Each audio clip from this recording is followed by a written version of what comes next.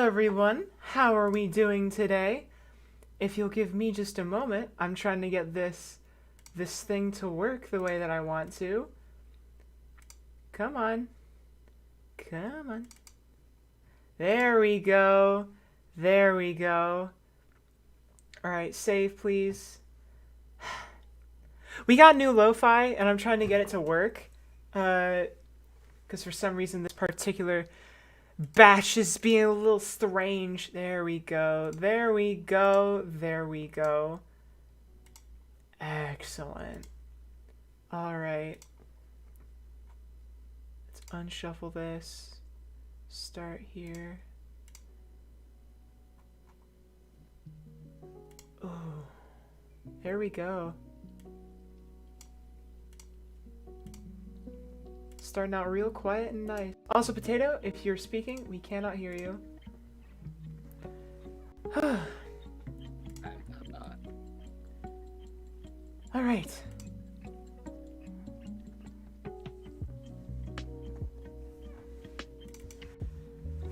Okay. Is chat not working on my screen? Nah, it's just not in yet. People aren't chatting. That's okay. So, today we will be going and attempting speedrunning techniques, ones that we learned yesterday. So I am excited for that. Is everybody else excited for that? Because I am. Ready to go fast. Indeed, fast. Okay. Excited for new strats? I'm excited to fail on these new strats for the next couple weeks. I'm excited to see you never remember any of them. That's more accurate. Okay.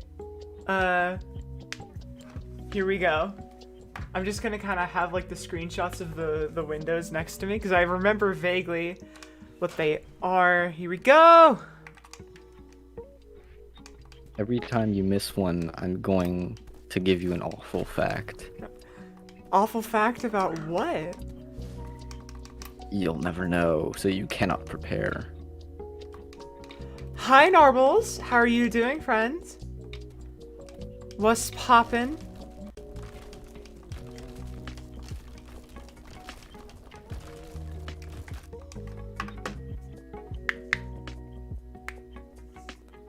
Hand poppin'.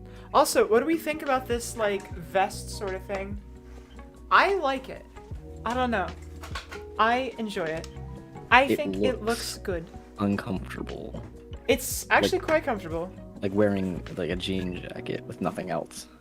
But it's more comfy than jean material. I don't know, it's just how it looks. Fair enough. I think it's a good vest. Thank you. I mean, it looks good, but it also looks like I would never want to wear that. Fair enough. Which is how I determine how things look. It's all about function over form. I used to be that way until I started getting things that I actually enjoyed wearing. I enjoy being comfy at all times. Makes sense. That is valid.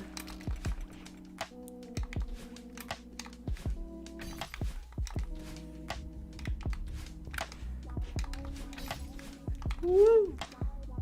So what did you do today?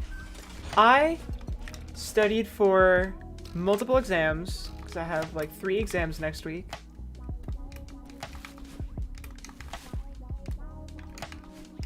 The nerd shit? Yeah, biology, differential equations, and physics. I think I also have one for circuits, but I think that's later. Unless it is next week and I'm completely forgetting about it, which is entirely possible.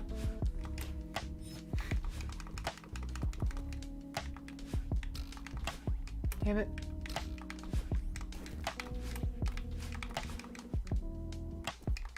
Oh wait, there was one here too. Oh yeah, I remember this strat now. Whoop. There we go. Don't dash up there.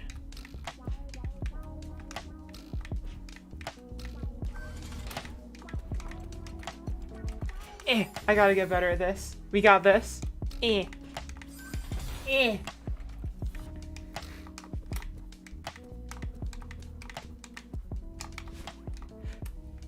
Know what? We're not going for it today. It's just not happening. Is this gonna be the first awful fact? Well, I tried to do it, but I intentionally did not because it is very, very difficult. All right. I'll let this one slide. All right.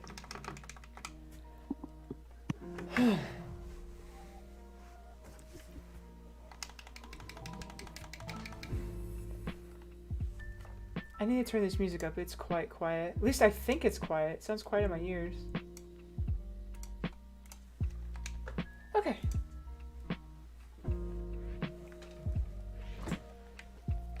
So how's your day been, Potato? Great. You say that it is as if it has not been great. No, it really has. I beat Deltarune 2. Really? Already? Oh yeah, for sure. And I got a couple of good secrets.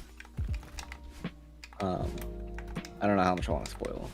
None please, because I plan on playing it on stream eventually.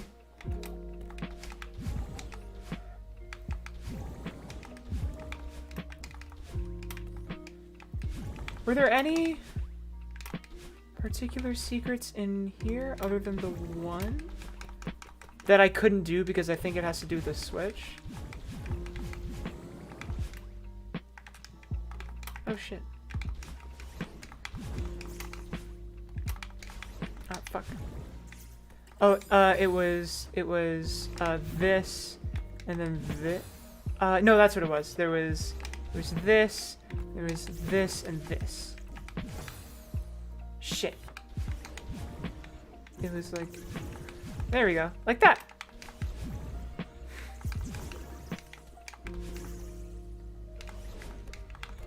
It's Kenny K. Hi, Kenny K.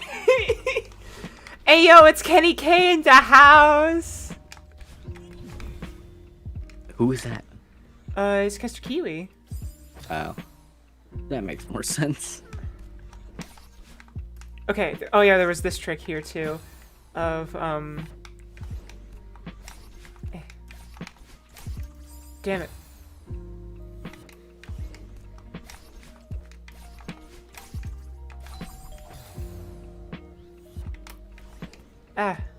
A lot of this is just going to be building up new muscle memory, so it's going to be a bit of a time, but I got it, so that's cool.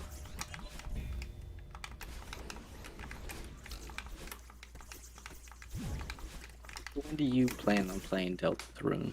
Probably after we're done with Boyfriend Dungeon. I didn't have anything else planned after it, and if Deltarune 2 is free, then... Okay. We might play through Deltarune Chapter 1 again, just in case. But we'll see. I'm not too sure yet. There was only like one part I could think that would matter. Not like super relevant either, but...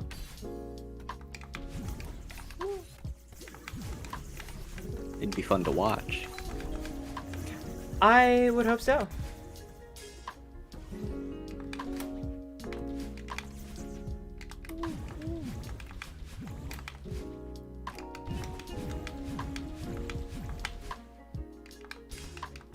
Shit. I tried new things and they did not work. That is okay though. God, this lo-fi is very nice. It's very comfy. As a fall album should be.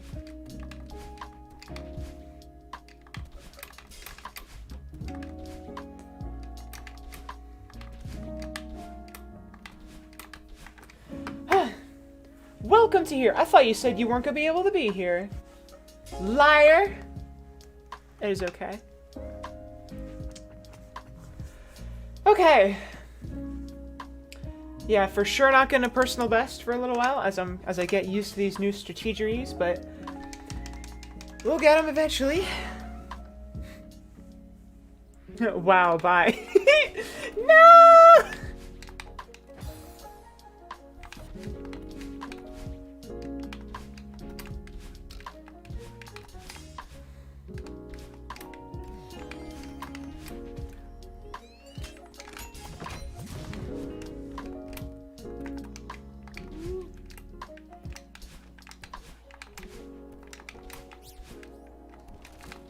Oh, that was real close.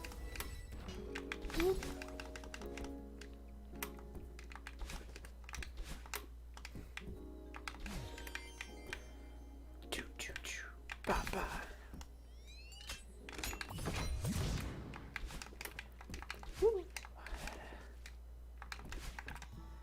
I also have one of these that's red and made of a bit of a different material. It also doesn't have like the same like patterns and stuff on it, but it's like a sleeveless vest sort of thing. And I think it looks nice. Fuck. I've been trying to find an outfit to wear with this, and I just went, fuck it, jeans, go! And it turned out to be a good idea.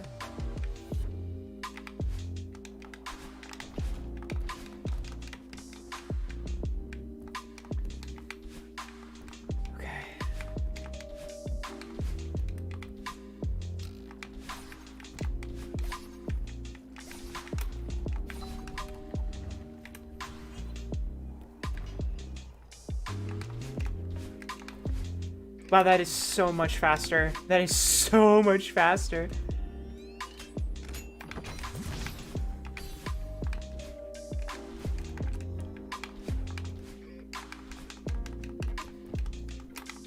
Oh no.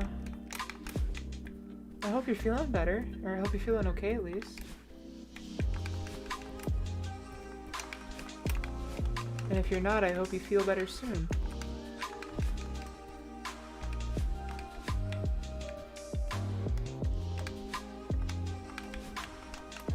Damn it! I came in too fast.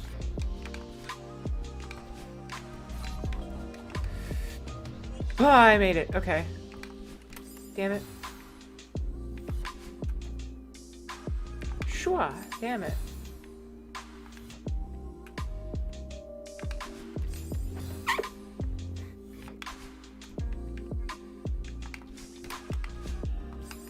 I don't know what the hell's going on there. There we go.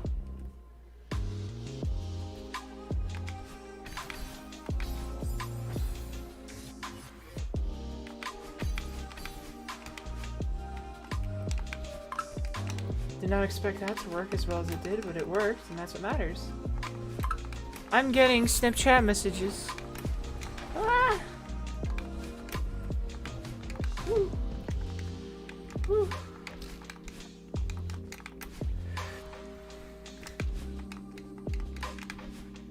Whatcha? Whatcha? Whatcha?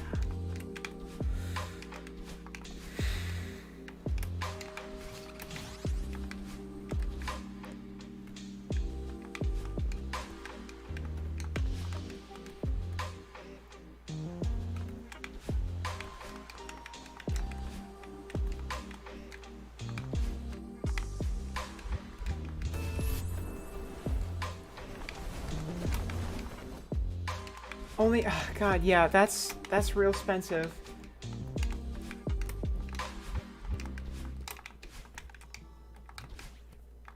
And make sure you don't do that too often, because that's not good for... It's not good for... Did anybody else, like, taken a finances class and not, like, made a budget? Well, is that not super common? No, that is very common. The problem is that budget, like, personal finances class tend to be really, really, they tend to miss the point of making a budget. The point of a budget is to know how much you're spending where. But a way that a lot of budget classes will teach you is to never have, like, frivolous spending money. Like, never put aside money for that. We got told to do that, especially. We had a whole section for that specifically. Well, in my experience, that's never been the case. I've taken several. I took one in elementary school, one in middle school, one in high school, because it's required for, like, all fucking 3, like, periods. And there was, like, never... It was always implied that you were never supposed to spend money for yourself, that you were supposed to put all of it into useful stuff and save everything. Yeah, no, that's not how it was for us. It was, we did our own budget. We looked up our jobs and we knew how much exactly we were getting, and then we knew where every single dollar was going, and then you determined how much you wanted in your wants. Yep. And if getting a $90 dress is within that purview, then absolutely go for it. Yeah. Also, Mackenzie, I also hated that old woman. I hated her so much. She liked me because I, for the most part, did what she said, and I didn't like actively like show that I hated her in class. But man, she was terrible. Let's talk about teachers we hated. I think I've done this before. I got detention because I got real mad at a teacher one time. Was it a Spanish teacher? Yeah. Yeah. I've had some crazy Spanish teachers over the years.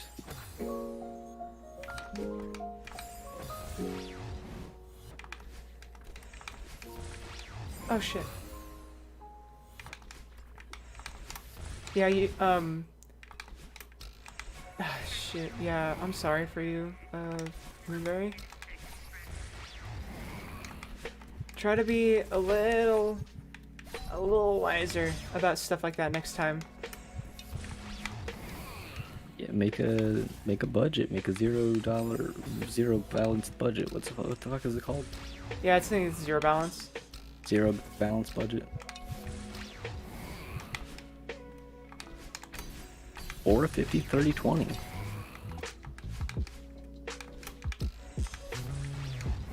Shit.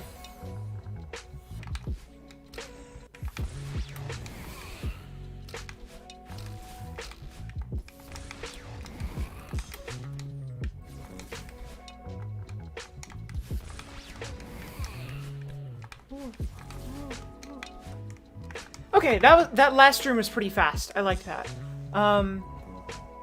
As those food for job gas is very needed. I have very, yeah. Then try to save up for that next gas purchase. You got this. I believe in you.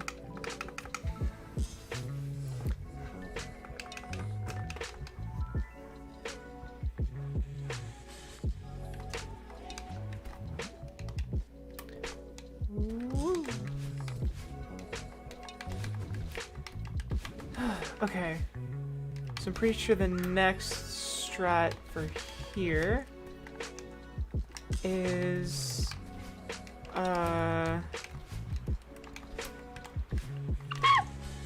okay.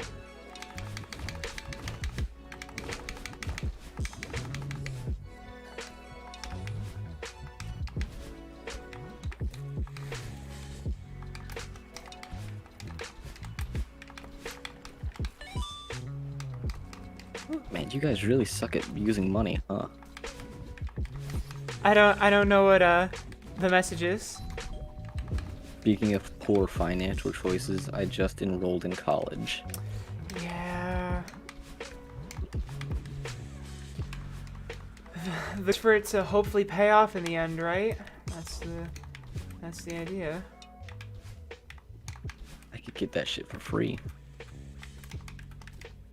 How so? There's a lot of loopholes. Well, I'd love to hear them because I'm kind of paying a lot myself. I mean, I gotta know like a single detail of your entire life, and then maybe I could get a couple.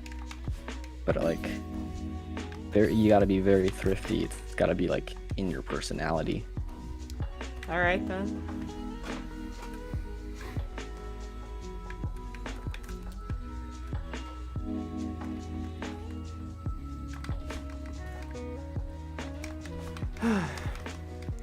Yeah, my hope is to get residency, so that way I can not be paying as much as I am. Yeah, I'm not telling you to not buy things. Especially if they make you happy.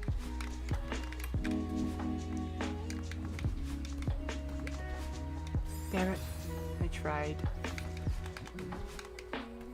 Eesh. A lot of dumb shit I don't need.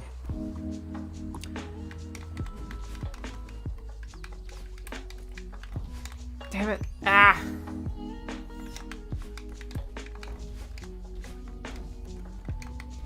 So you have this very cool problem, and it's called I don't like spending money on stuff. So I don't really spend much money.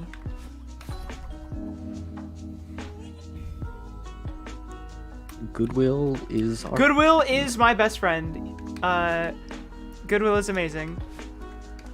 The recently Goodwill reopened like within walking distance of my of where where I'm staying. So hell yeah. it's real. I will be taking advantage of that if I ever need to. I ever need to get some Goodwill new. gives out like fucking coupons too if you give shit to them. It's the Yeah. best. You give them junk and then you receive junk. It's a win-win.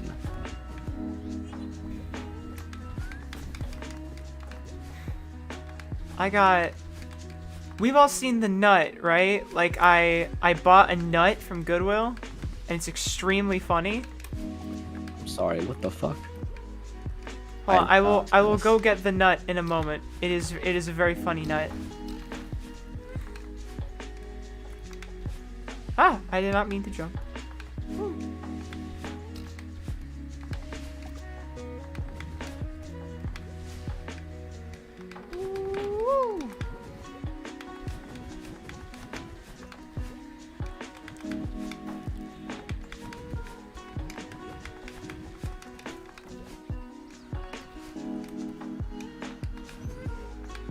Going fast.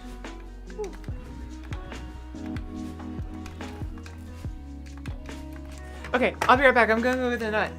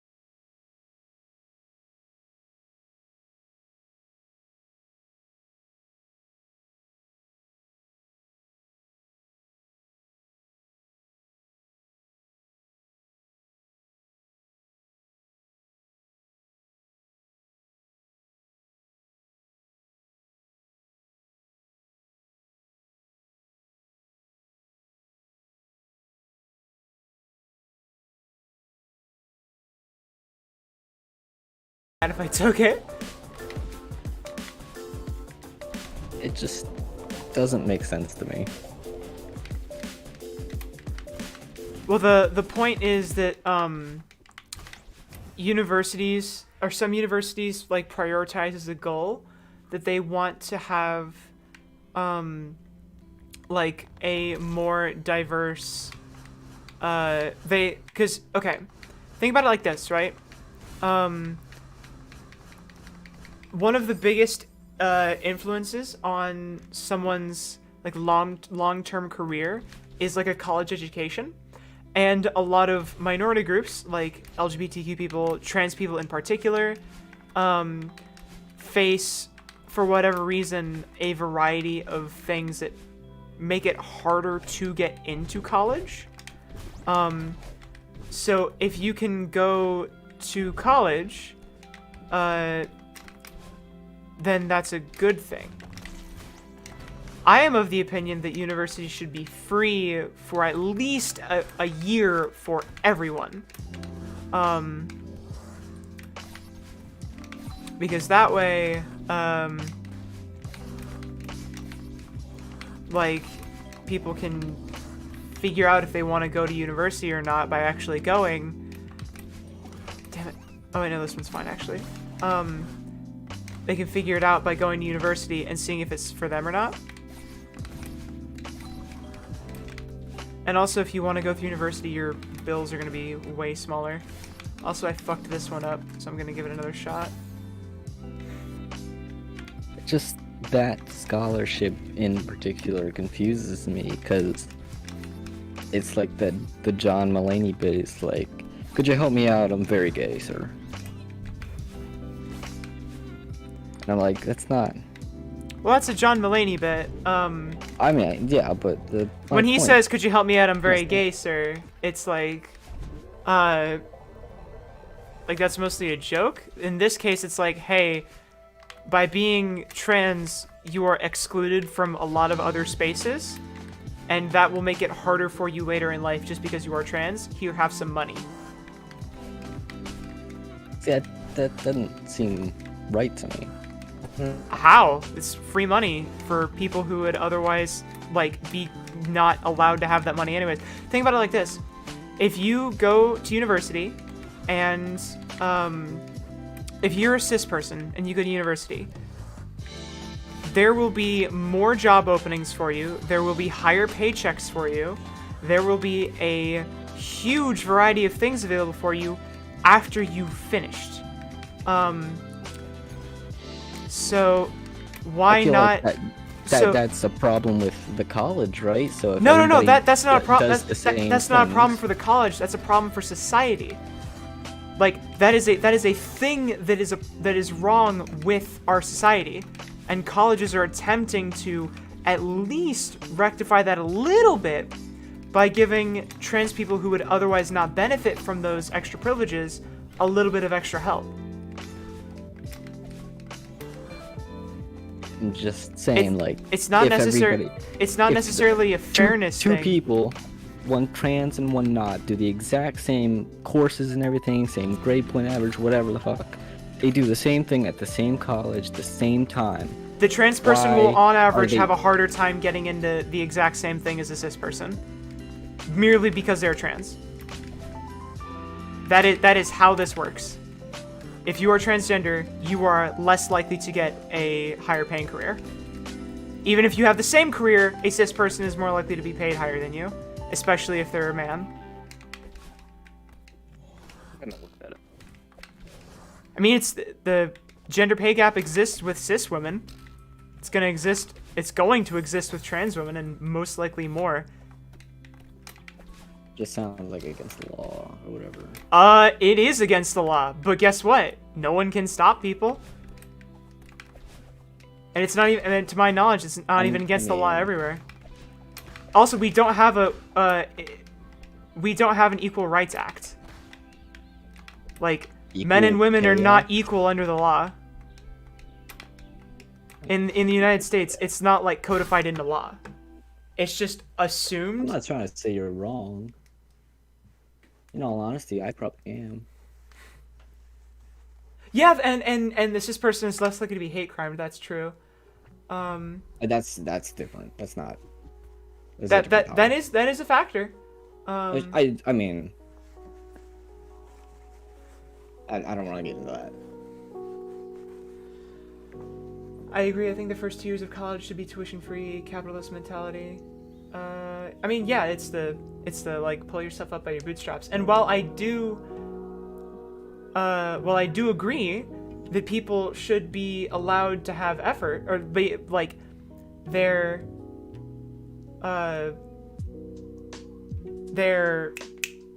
like 2 people who put in the same amount of effort should be able to get the same results. I agree with that. That's why I am for giving like people who suffer from like maybe not necessarily minority status, but some from socioeconomic factors that prevent them from flourishing in society as easily, giving them a little bit of extra financial aid if they require it. Okay, so it's called the Additional Provisions of Equal Pay Act of 1963. And there's probably a million different things wrong with whatever the fuck I'm saying, but this is what I found. Look up. To prohibit discrimination on account of sex in the payment of wages by employers engaged in commerce or in the production of goods for commerce. Is this in the United States? Should be, yeah. U.S. Code. Look up. Look up wages by gender demographics in the United States. Because I guarantee you that Sure, that's not different jobs, or what'd you say? One more wages time? by gender demographic or demographics.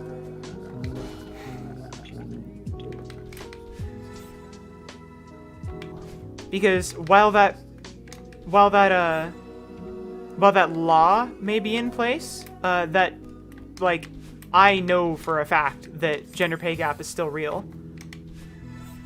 All right. So it says women earn 82 cents for every dollar a man makes, which is not fair because that means that a man only makes 18 cents, which is not fair.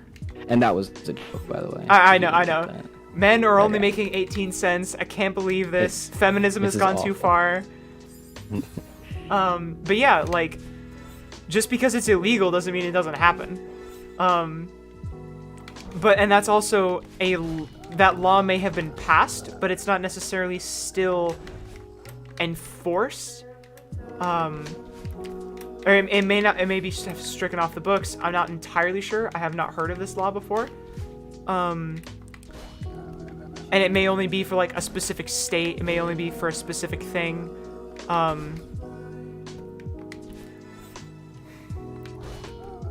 But yeah, While we're talking about like feminism, whatever, I watched a show. I just watched like the first 2 episodes called The Last Man. It was on Hulu, and it was like an apocalypse show where every man on Earth dies and all the women are left except one guy or whatever. And you'd think it would be like a really feminist show. No, not at all. Not at all. That sounds terrible. Well, it's not misogynist. If it is anything, it would be that.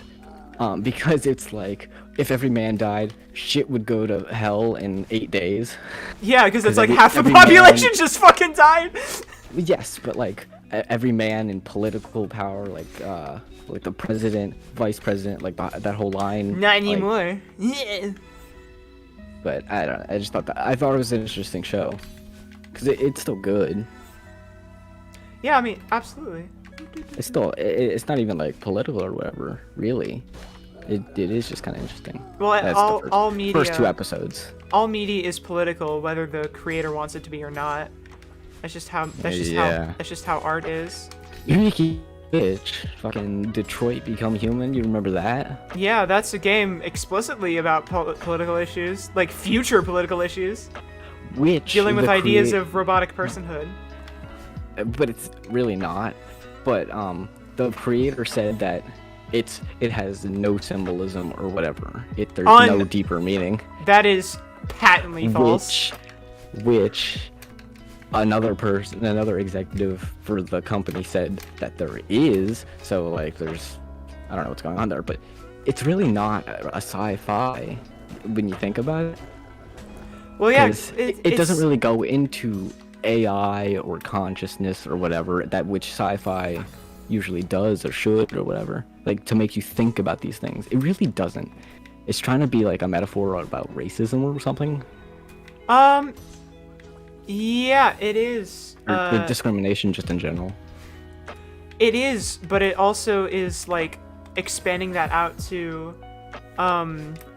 like. Thank you, Kiwi.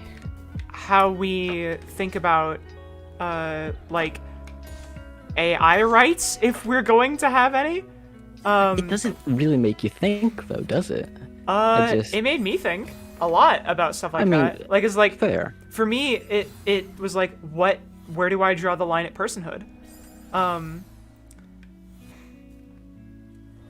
don't know. And for me, rewatching it and everything, I didn't feel like it would evoke any of that.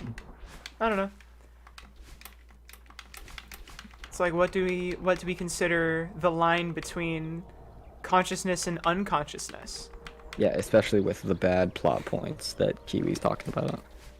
Like, making the... Spoilers, by the way. Making the child a robot, like... Yeah. That wasn't necessary. That drew from the story that took away from it, if anything. Well, it's also... It's like a... Detroit Become Human is like a multi-layered exploration of ideas. It's very similar to Blade Runner in that way, but like part of the like one of the central conflicts of Detroit Become Human is that there are these like androids who, for all intents and purposes, speak, act, process information, and in some cases have empathy like humans do. Yet they were produced and are partially owned by a company. So it's a multi-layered metaphor of like, how do we take this from the perspective of capitalism? Because this is all like taking place within a capitalist system, so it factors in somehow, right? I don't think it has anything to do with capitalism. I feel like that's too much. One of the central antagonists is a fucking like corporation. Ooh. The corporation that makes the androids. They're like the people who started the whole thing. You literally like as like the detective guy, you talk to the CEO about like how everything's happening. Like they are the instigators of the whole situation. Or that forgettable thing? I barely remember it. Yeah, they are the instigators of the whole situation. They're the name of the company is everywhere. Oh, like God. it is a multi-layered metaphor. I've said too much, clearly. How so? I just, you know, I don't think I'm getting my point across. Well, it's supposed to be like sci-fi and like going into. I think you are getting your point across. I just think your point's bad.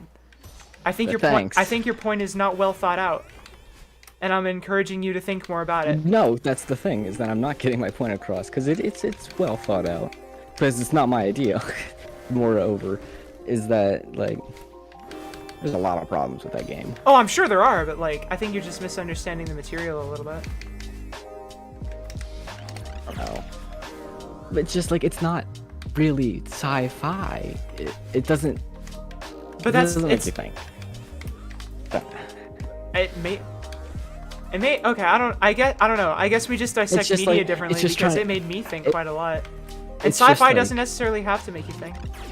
No, I guess not. But I mean, sci-fi just means science fiction, and it is exactly that. It I know, is but, like, near future science fiction.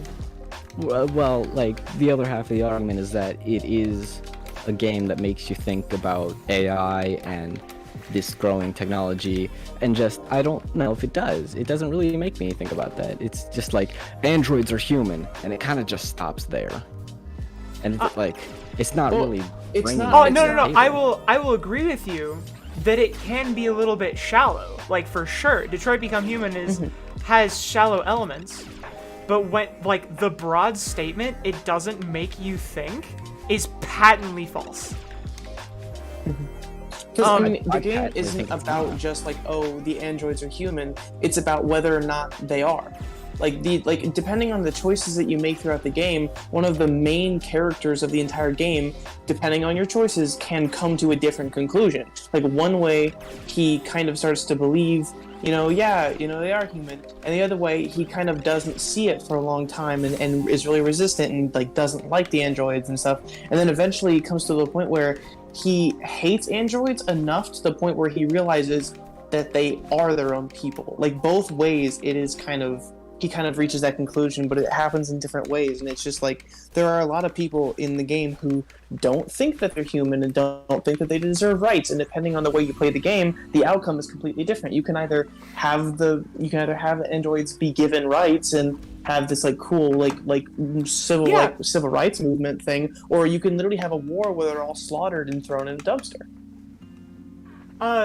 Infectech is also I agree. The sci-fi is also very commonly a thinly coded metaphor. I mean, the whole slavery metaphor, honestly. Yeah, it's that's true. It's all a big slavery metaphor anyway. I mean, if you make every human a white person and every android a black person, it's the same thing. Like exactly. Yeah, really. Yeah, that's what I'm saying. Is that it's not trying to make you question. It's trying to be something else while making you think it's trying to make you question, but it's not, and it kind of fails at both. That's fair. I don't know.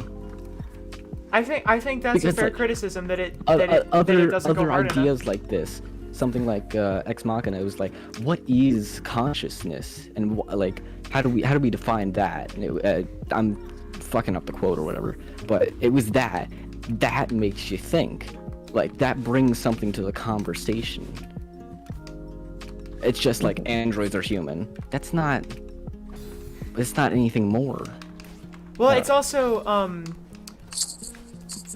I think I may be seeing where, we might be getting a little bit cross. I'm sort of taking the game by its own rules a little bit. Or at least I think I am. And the reason I think that is because,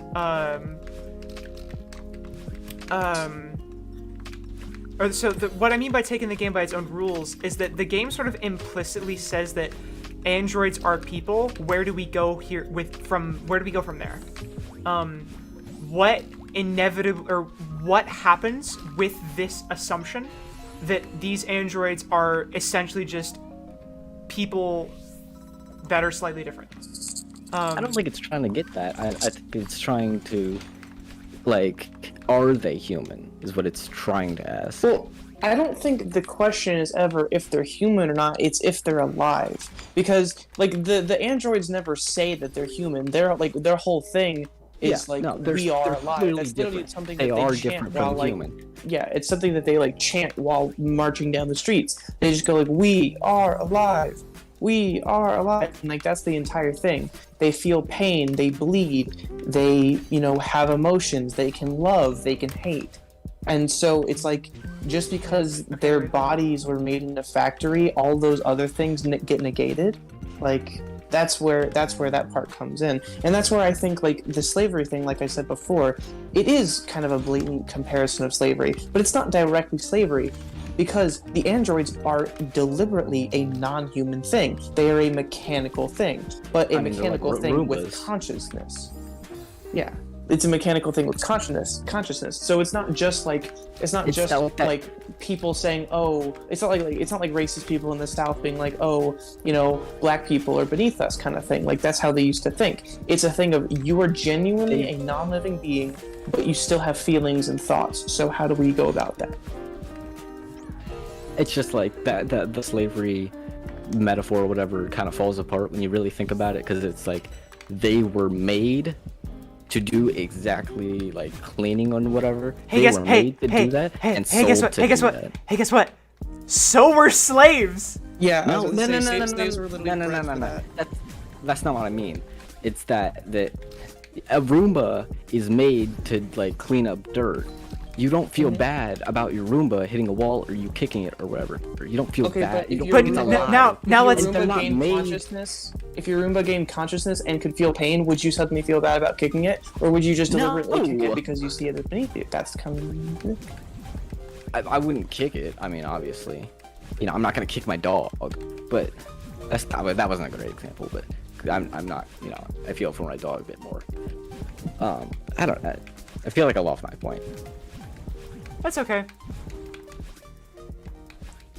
I think that the game wins because we are having a conversation like this already. I think the game's already won. Also, the reason why I joined in the first place is because I wanted to talk about Alice really quick, being a robot. Robot mama? That was such like the kid being a robot was such a central part to not only Kara's character but also her human dad's character as well, because it was said that like his wife had left him and everything, and it was said that he had had a kid. So his wife left him and took their kid with him. So he went out and bought a child, like a replacement child. But he didn't feel for her the way he felt about his real kid. That's why he was so abusive, because he kind of hated himself for how his life turned out and abused his, replacement daughter because she wasn't the real thing. That's kind of the whole thing. And then on the flip side of that, Kara refused to see the robot of her. Like, it was very evident from an early part that she was in fact an android like the rest of them. And Kara kind of ignored that because she wanted to be her mom, And I think part of her just like wanted to see it as, oh, this is my daughter, I'm the mom. She didn't want to think about either of them being androids, She wanted to just be human. Thanks, Kiwi, for agreeing with me. Like, it would have been maybe even more impactful if she wasn't a robot. Because, like, I don't know. Because, like, a human, like, learning to love a robot, like she would anybody else, that would have made more sense, maybe, than them just building robots. Like, can a robot love a robot? Like, fucking yeah. Duh. But can a human child learn to love a robot? Mm-hmm. I mean... Potato? Yeah. Question for you. It's not a big question either. I have a question for you. Have you seen Blade Runner? I've not, which, I don't know, maybe I should.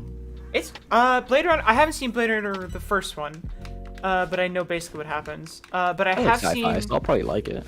I have seen Blade Runner 2049, which I thought was very good. I haven't seen either of them. Blade Runner 2049 is very good. I liked it a lot. But I'd be curious to hear what your opinion on this is, because I feel like the criticisms you're making of Detroit Become Human are very similar, or you can make the same criticisms about Blade Runner. Because Blade Runner, you have like a bunch of androids or synthetic laborers, and they're built for a specific purpose, and some of them, maybe all of them, are like lifelike to some degree.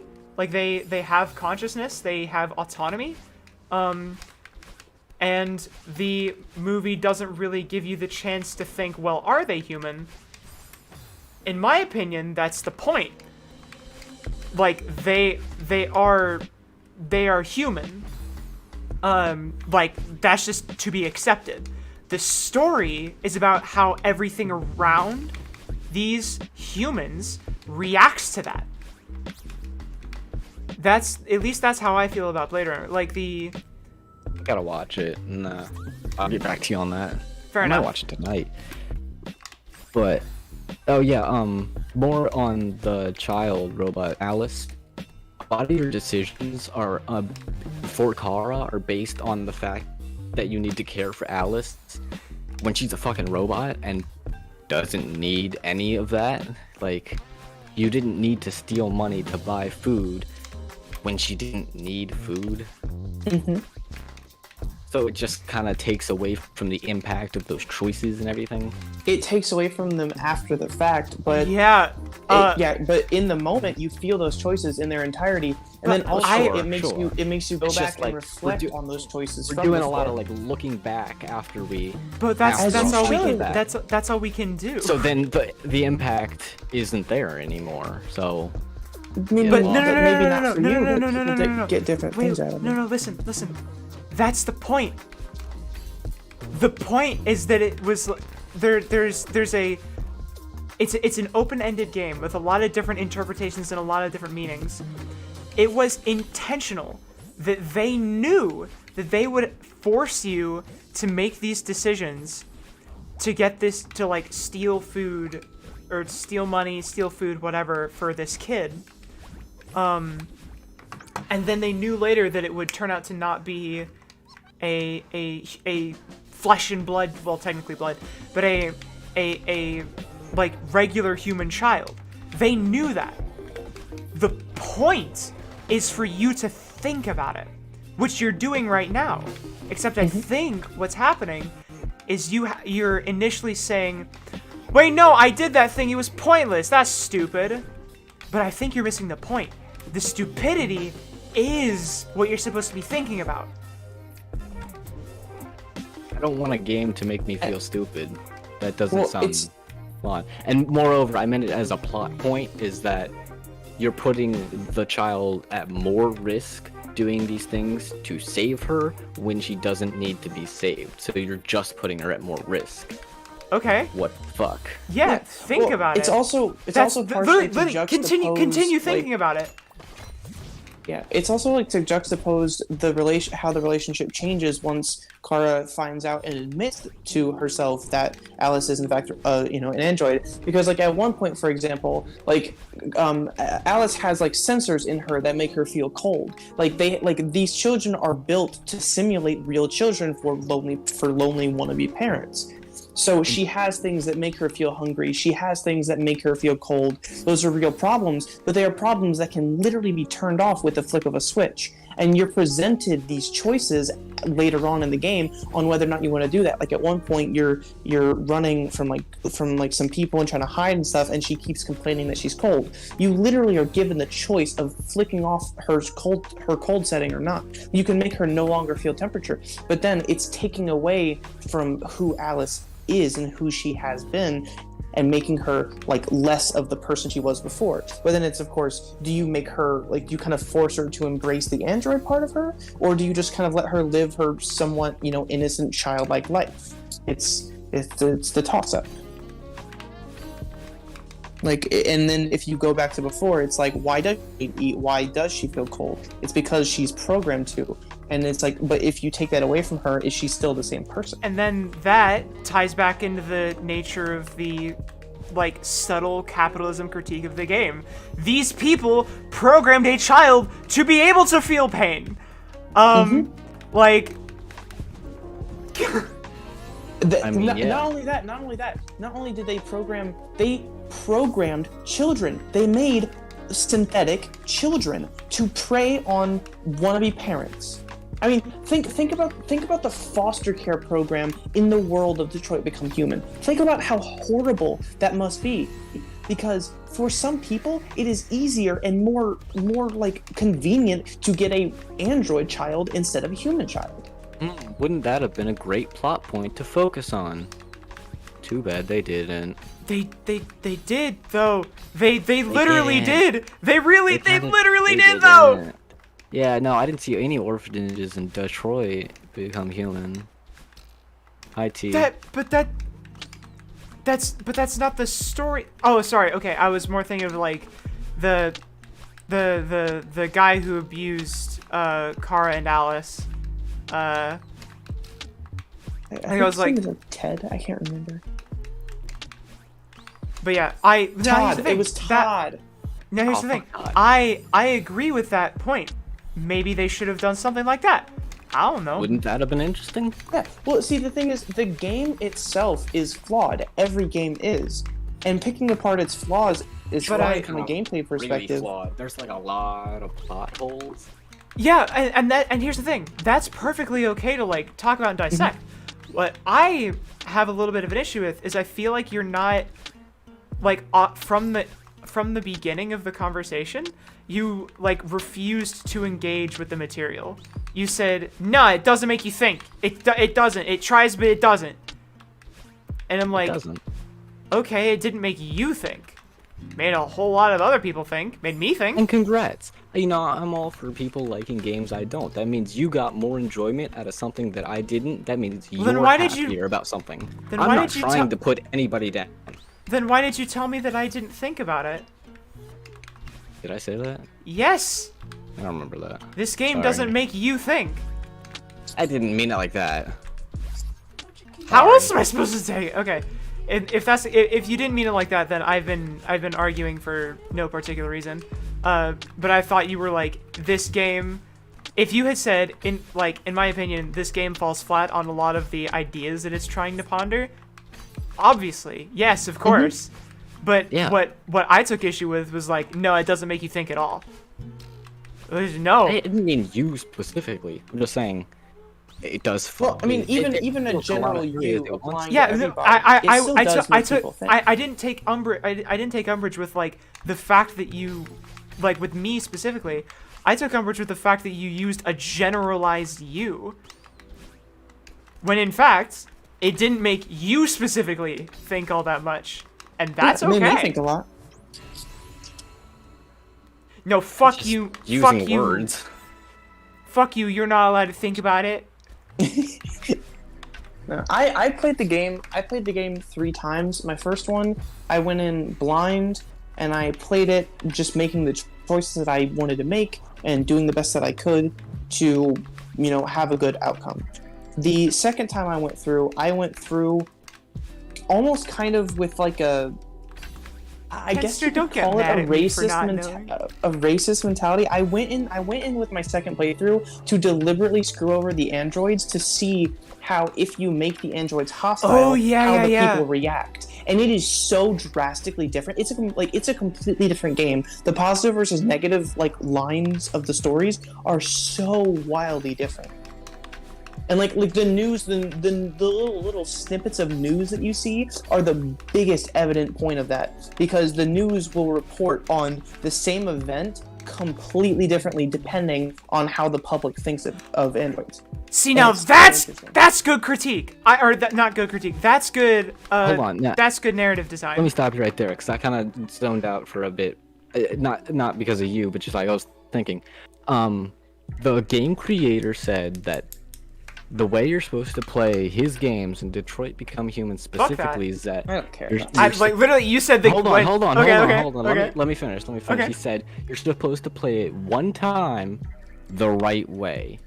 And I feel like he kind of got that across, is that you're going to make the good decisions. You're going to try and protect Alice. Connor is going to not be an asshole to androids, and there's going to be a revolution. It's really the story he tried to tell, and that's really what you got. I interpreted that statement differently.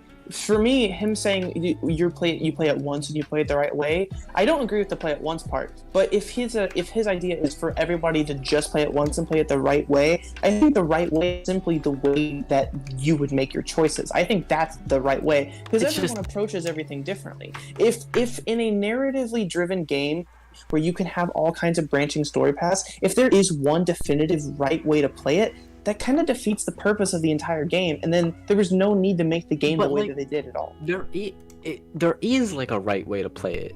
Like I said, you're gonna pick the right options, because the bad options but everyone are has bad. a different opinion of what right and wrong is.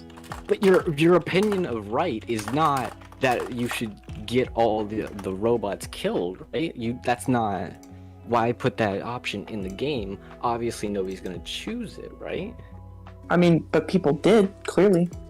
Yeah, I mean, on their second playthrough, when they wanted to get the bad option. If you go through and read a bunch of the comments Alright, of I'm the axing this Jacksepticeye- conversation. We're dating. We're dating now. You know what? This is more important. Boyfriends, this is way more important. Yeah, sorry, I just kind of came in to wreck that. I feel like we were starting. I feel like we were starting to get into a little bit of shouty territory, just kind of like especially talking over people. So I just kind of went, no. I was the one talking over you. I mean, you were both talking over each other, and I was talking over both of you because I am more cool. I wasn't paying attention to my volume. No, not volume, not in terms of I get loud when people get loud, so I just it just crept up. Yeah, not in terms of volume, but in terms of like just you both were really, really excited to get your point across, and you like in order to do that, you like got a little bit more aggressive and a little bit more aggressive and a little bit more aggressive, and I was like, yeah, I'm just gonna find the video and put it in live stream text, and then it's gonna be exactly what I've been saying. Okay. But better, so it'll be more convincing or whatever. We'll see. And obviously, it's like a controversial opinion. Like, Detroit Become Human, it's bad. Like, obviously, that's controversial. People love this game. Like, if I said Undertale, that was a trash game, you're gonna like canceled out. Exactly, because well, people love Undertale. Yeah, no, I can imagine Deltarune 2. That's fucking great.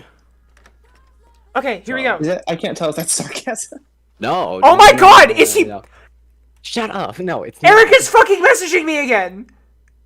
Oh, sorry. I thought you deserve to be treated like a queen, Gimbingo. Also, we named our character Gimbingo. I keep forgetting it, and I'm so happy every single time. I hate this guy. Fuck that guy. I'm just not gonna message him. Like, I don't care. I do not like him. Just can do that.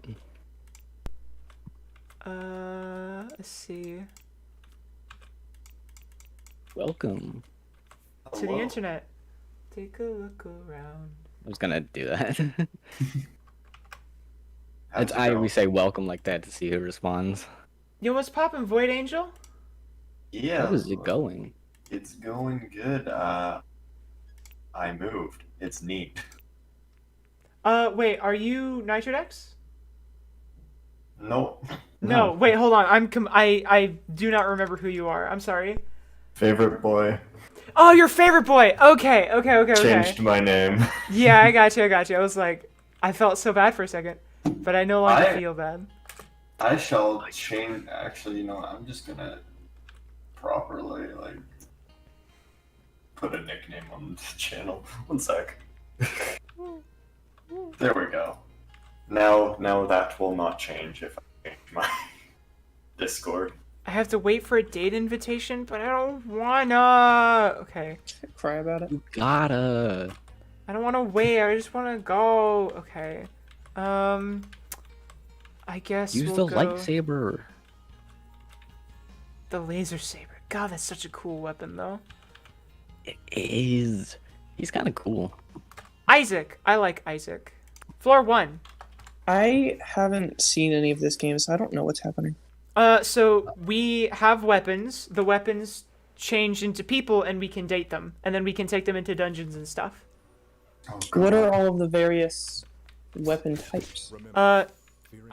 I'm currently playing with a very, very dapper, very nice, very polite,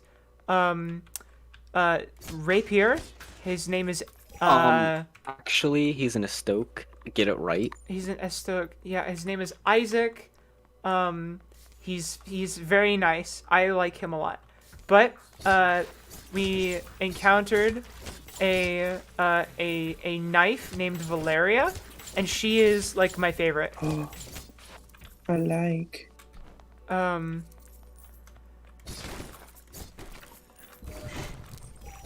So I that's a knife into me, and you liked it. It's also like I forget what the genre type of the.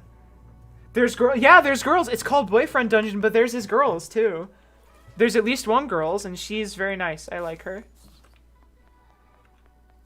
Wait, what genre? Like dating or roguelike? Roguelite beat 'em up. Dungeon crawler. Dungeon crawler, yes. People keep throwing around the word roguelike, and it's still confused. Like, someone explained it to me earlier, and I'm still confused. Okay, do you know what rogue is? Or was? Nobody knows what rogue is. So Rogue is a game that was first. It was based. You played it in like in a command line. Really? Different symbols would show up on the screen and represent different things, like vertical lines, horizontal lines, diagonal lines. They'd all like make corridors and rooms that you would walk through, and you would have to like input your things on the command line. The dungeons were randomly generated, and you would find randomized items. You'd find random enemies. It was like turn based in the sense that it was all like done via command line. But that was Rogue. And Find a screenshot from the game. Oh, I think this is one.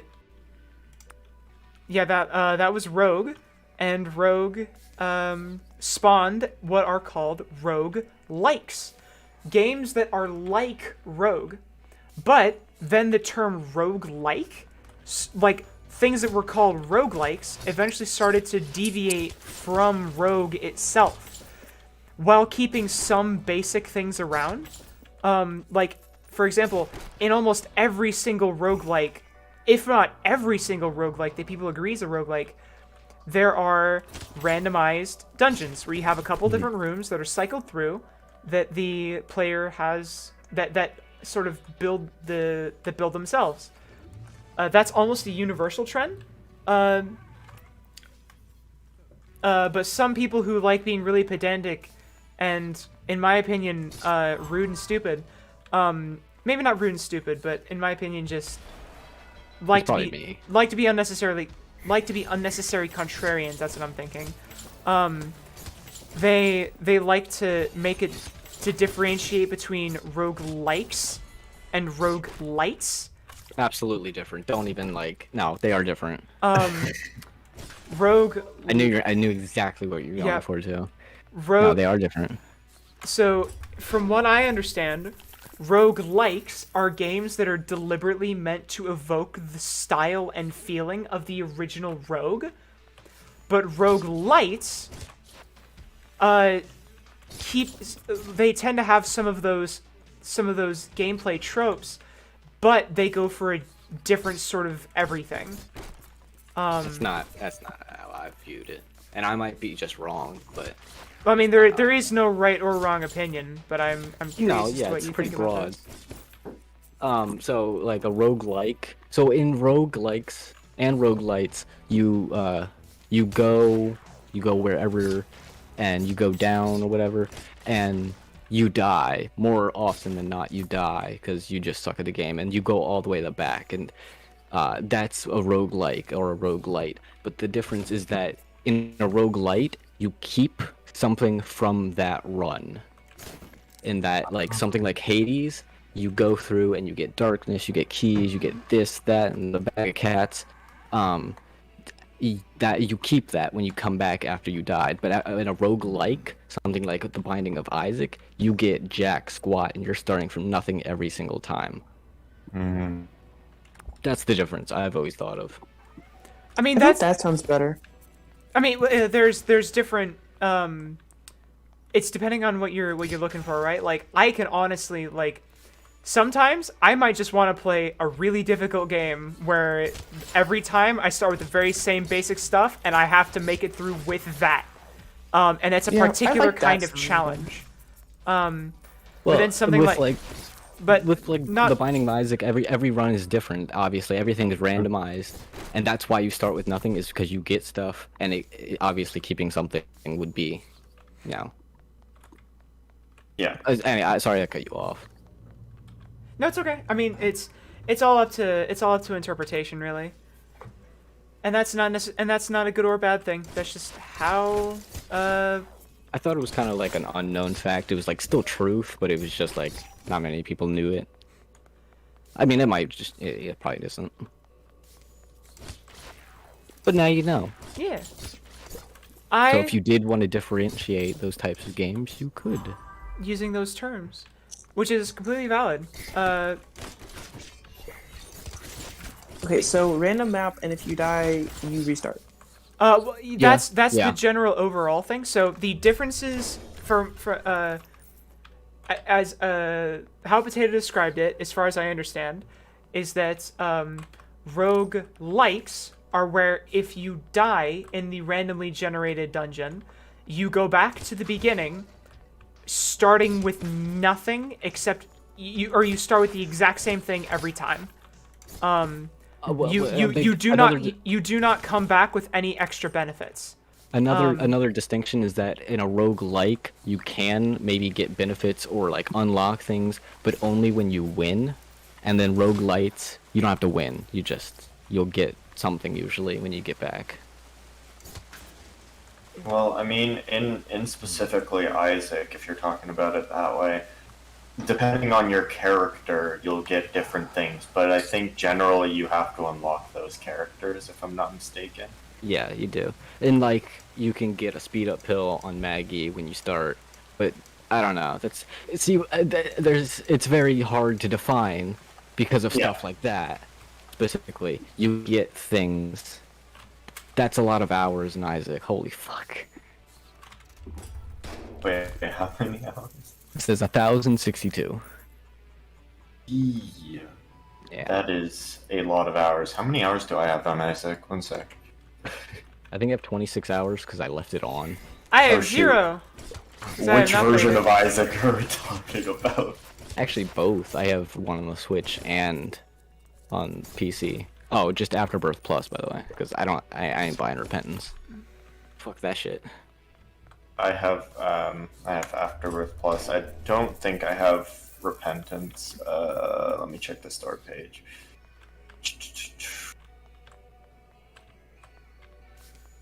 Yeah, it's a very tough to define genre, kinda. All genres are in a sense tough to define, but roguelikes, True. roguelites versus roguelites is especially weird because some people feel that there needs to be a distinction while others don't feel the need.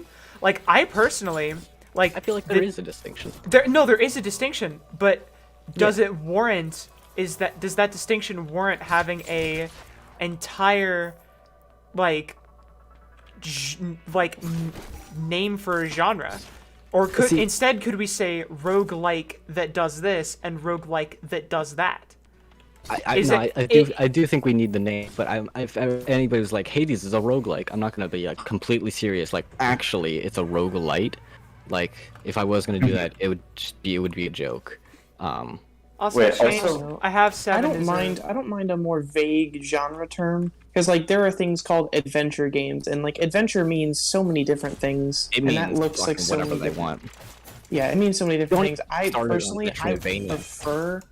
I prefer a more vague term because then the game doesn't have to meet certain standards. Like if you go for just a general like similarity kind of thing, you could say it's like the roguelike part and everything, and it like doesn't have to adhere to all these super specific rules. Just like a few general ones that like make it the same thing, or not make it the same thing, but like make it the same genre, and that's a lot easier. But if you like go really specific, then to go for this term, there are lots of specific rules that the game has to follow, and that just I don't know. Making a genre based around rules of the game seems weird.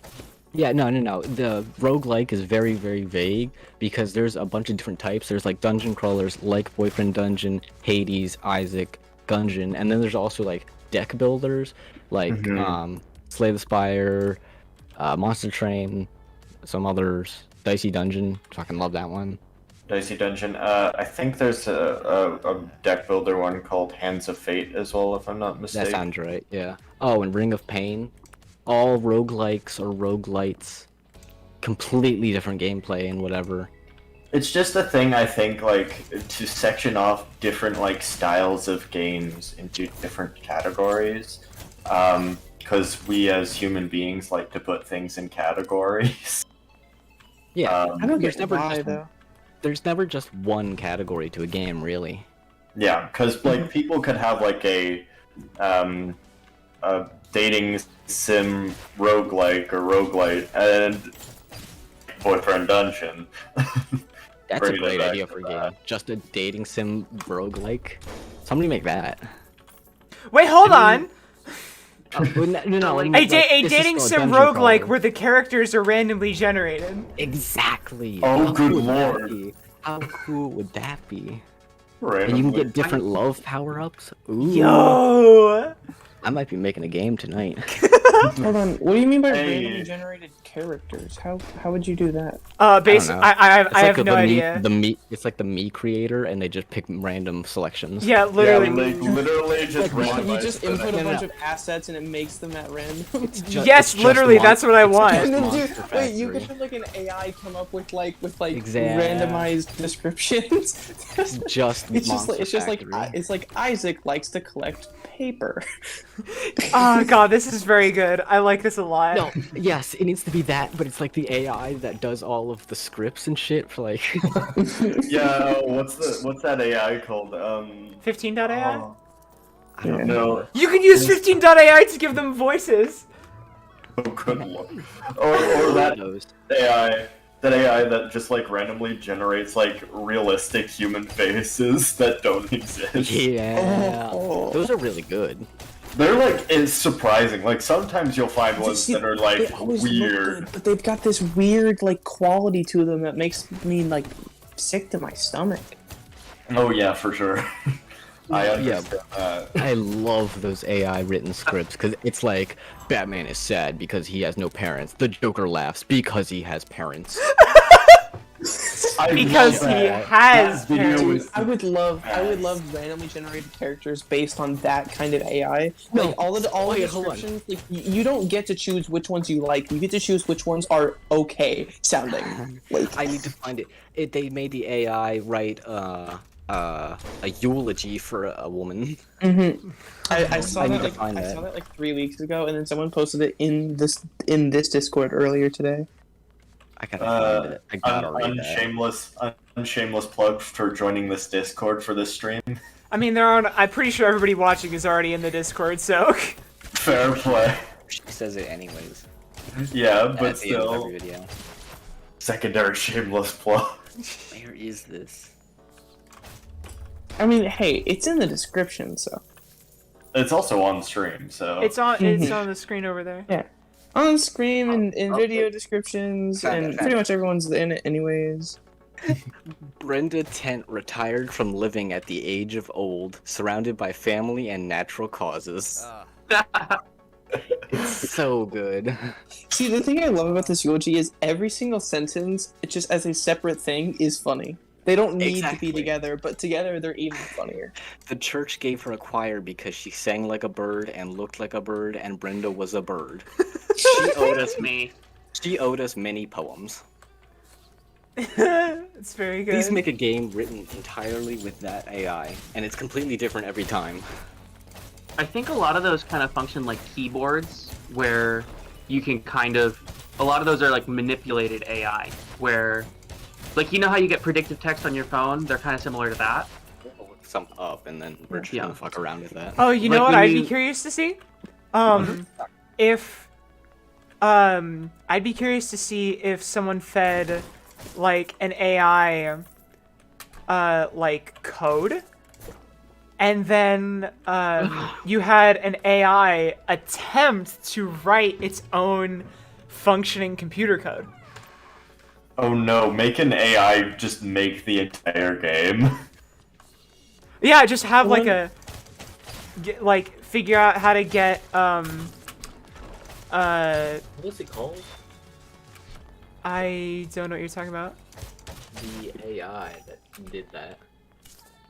I don't know. Someone in the live chat said something about like said something about Souls-like when we were talking about roguelike, and when I think of Souls-like game in my head, I'm just imagining someone rolling around all the time. That's all I think of when I think of Dark Souls. A Souls-like is a game where you roll around, and that is the only defining characteristic. You have to be able to roll through Sonic. pots, and you have to not get anything from it. Oh my god. Link. I'm sorry, That's but, a Zelda. But based on your definition, Sonic is more Souls-like than Souls. Good, Oh, no. as it should be.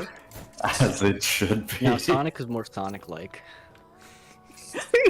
Dark No, Souls really Dark is Souls is Sonic really video Sonic game. like. Dark Souls is more of a Sonic-like.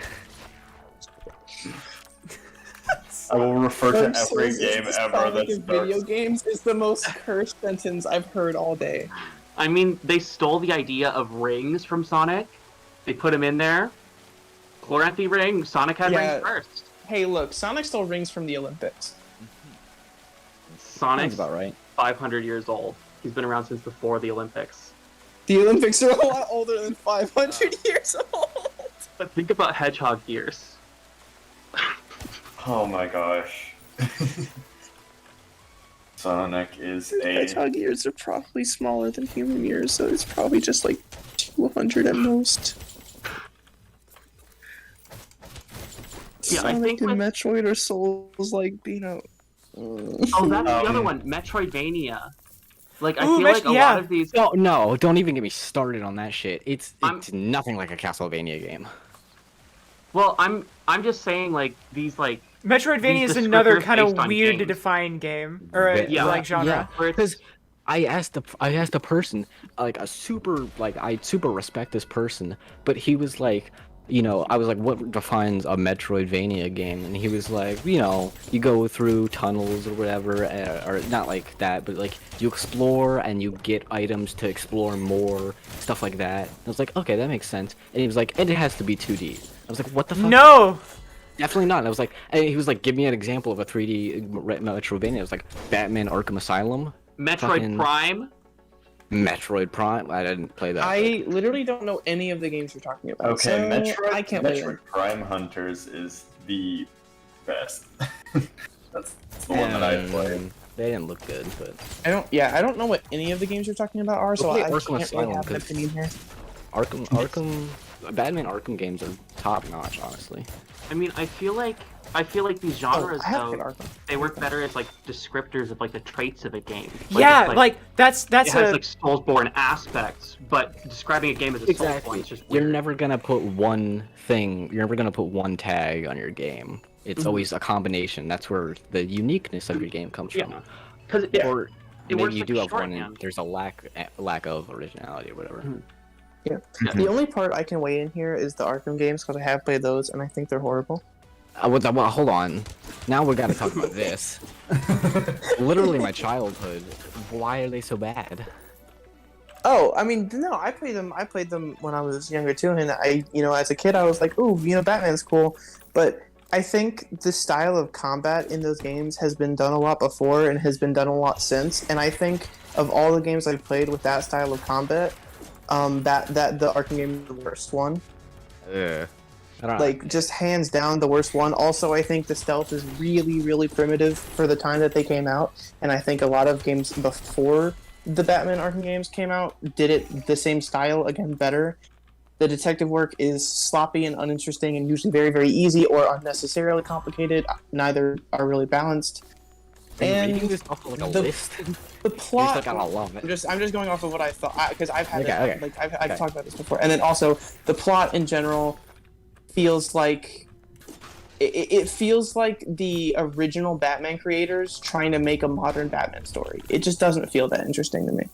All right, I'm gonna weigh in, but obviously I have a lot of nostalgia. I played Arkham Knight recently, but I still got a lot of nostalgia. I really like the games, and a great comparison for a game people like. It's exactly like it is the new Spider-Man PS4 games. Yeah. Like almost the exact same. I'm sorry. Oh. I'm playing with Sunder now, and he. Oh no. We went up to the ice cream stand, and Sunder's like, "Oh man, I don't want anything. Can't have the calories impacting my boyish physique after all." Holy what the hell is shit! that line? It's so good. That's an excuse. He's lactose intolerant as shit. I heard the laugh and wasn't looking at the screen. I looked back at the screen and I just see that. Yeah, no, Sunder's definitely one of my favorite lines. That's for so obvious reasons. That's so fucking funny. He definitely has a great twist. Oh, I can't have this ruin my boyish physique is such a good line. That's so fucking funny. The Batman Arkham games, especially Arkham Knight, is exactly like Spider-Man PS4 games because you're just like swinging around the city or gliding around the city, and that's just kind of fun. And the combat's extraordinarily similar. The stealth, which you wouldn't even expect from a Spider-Man game, the exact same. Like, it's all kind of. I don't see how people could like that and not like the Arkham games. I think part of it is. Like I can Spider-Man is cooler, but I can for sure see where you're coming from with that. I like Spider-Man way more. Like I don't like Batman just thematically, tonally for like I got a lot of problems with Batman too. 100 different reasons I don't like Batman. But like I do like Spider-Man. I love Spider-Man. Like I love Spider-Man so much. Now I'm gonna bring in a controversial topic here. Oh, we love those here. Oof. I personally don't generally enjoy hero types. That's valid and understandable. Interesting take. No, please go on. Please go on. Okay, so like just generally like I'll talk about the game aspect first. So for me, I enjoy like the brief moment of like, you know, if you're playing a Spider-Man game, you're swinging, and all the mechanics that go into that, I think are cool, and that's completely valid. But like stuff like just like the story for me in general is just something that's like, well, somebody died, and now this person has to go be a hero and do stuff and help other people. I feel like it's just entirely generic nowadays. Like the motivation of like I need to avenge someone who died. It's it's like incredibly generic, and there's like no new. It's hard to write superheroes, honestly. And I'm amazed at Marvel to keep up with it because I still like Marvel. Yeah, I mean, I think the current MCU Spider-Man is a good version of that. Like Tom Holland's we don't have to see Uncle Ben die because we all know that Uncle Ben dies, but that's also not his key motivation in being a hero. It's not because Uncle Ben told him these wise words. Yeah, he kind of came to that conclusion more on himself. I find the MCU Spider-Man to be particularly interesting because he wants to be a superhero because he just kind of wants to be. Mm-hmm. Like he was an Iron Man fan growing up. Yeah, he's literally a fan of Iron Man. So when he gets the chance to be a superhero, he's a superhero now. He is a superhero. That's true. Yeah. I mean, think about obviously, you know, people make fun of the line from Civil War when he was introduced. He said, when you can do the things that I can't, but you don't, and then the bad things still happen, the bad things happen because of you. People were like making fun of it, saying, "Oh, it's a long-winded way of like, you know, with great power comes great responsibility." But that's literally like the central thing of Spider-Man. Yeah, exactly. But it is kind of different though, because he's not saying like I have to. He's not saying I'm being a hero because I have to be because that's my responsibility. He's putting out like a hypothetical of like if I didn't, it would be my fault. And I think that's a lot more interesting because he never says he doesn't want to. He never says he's doing it because he has to. He's saying the reason why he won't quit rather than why he's doing it. And I think that's the interesting difference is he's saying the reason why he's not stopping versus the reason why he started. Like in general, that is similar to great power comes great responsibility. Yeah, it's literally the same concept. It's just it's a little bit different in purpose. I super crave originality, so. I'm part of the gang that like super crazy super like really likes that response the okay but words suck. Okay, so for me Spider-Man, like in general as a character, I think I enjoy his like kind of story the most, but like like you said, people like Batman, there's just like so much of like that I have to be dark and mysterious and brooding and upset because my parents died. Batman's kind of flawed.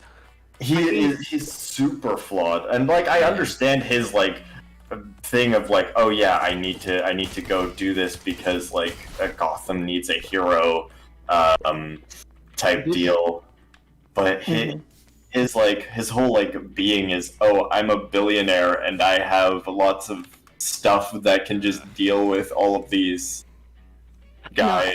No, I don't know about that. I feel like the thing with Batman is that he was supposed to be, and he has kind of devolved from, but he was supposed to be the world's greatest detective, and some iterations do this very well. I don't read a lot of comics just in general, but he's supposed to, like, if you give him time to prepare, you will not beat him.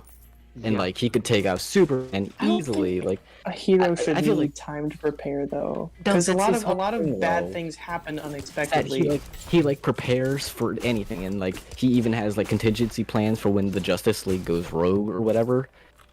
He even has a contingency plan for himself. But it doesn't make sense to me, by the way, because he would know his own contingency plan, so it wouldn't really work in my opinion. But well, yes, but I mean, well, he's generally. He addresses that fact. He in his contingency plan, it was like, he's still human, and that he can get overwhelmed pretty quickly. And like, so if you have hostages in multiple areas, he can't do both, and so like he'll get distracted. But at the very end of his section, he's like, even knowing this, you will still fail. I just thought about something. Yeah. So sorry. Oh. We both said sorry. Yeah, we both said sorry. Yeah, I'll go. Okay, so you said the thing about like if you put hostages in two places, he can't be at once and he'll be distracted. That's literally what happened in The Dark Knight. They had hostages in two places. He had to choose which one to go to, and people say he chose wrong, but like I don't think he did. Like he had the one he wanted to save, sure, but he also had faith that the cops were gonna like get to the other place. I feel like either way you want to save people. Like I feel like the fact that he was willing to let Harvey Dent die in order to save the woman that he cared about, that's really not heroic. That's not heroic at all, in my opinion. I feel like there was a lot of problems with those movies. That's why he's not technically a hero in that standpoint. He's more of a vigilante. Like yeah, that's also a good thing to bring up. Like he was supposed to be a detective. That's an interesting point really to bring up. That's an interesting point to bring up about Spider-Man. He's not like a working class dude. He's a rich man's protege. That's an interesting point. I haven't thought about that before. Yeah, no, that's definitely for MCU. That's definitely a big point. Anymore, obviously, but no, he's like he still has like access to like billionaire Tony Stark money. Well, not anymore. Not anymore. Not after the last movie. He has like the super suit. It's just really strange seeing Spider-Man have like a robot suit that he gets to use, which I know sometimes he like. I thought it was just cool. I was just kind of in that for the moment. Like honestly, it's fucking cool, but at the same time, I don't know. I have like a real nostalgia from Spider-Man from I watched like the '90s cartoon. So like the new Spider-Man, while it's like really cool seeing a fresh take, it doesn't like do it for me, you know? I like Spider-Man struggling to pay rent. I like him thinking I could take this money and I could pay rent right away, but guess what? I can't do that because it would be wrong. Yeah. I can't wait for you to watch the new movie. Wait, is it out? The whole movie is gonna be about him struggling. Wait, is No Way Home out? In the same room. No Way Home is not out. Shit! It comes out in December. Yeah, because I was like, wait, if it's out, I need to go see it. Okay. I can't wait for that movie because trailer's fucking wild.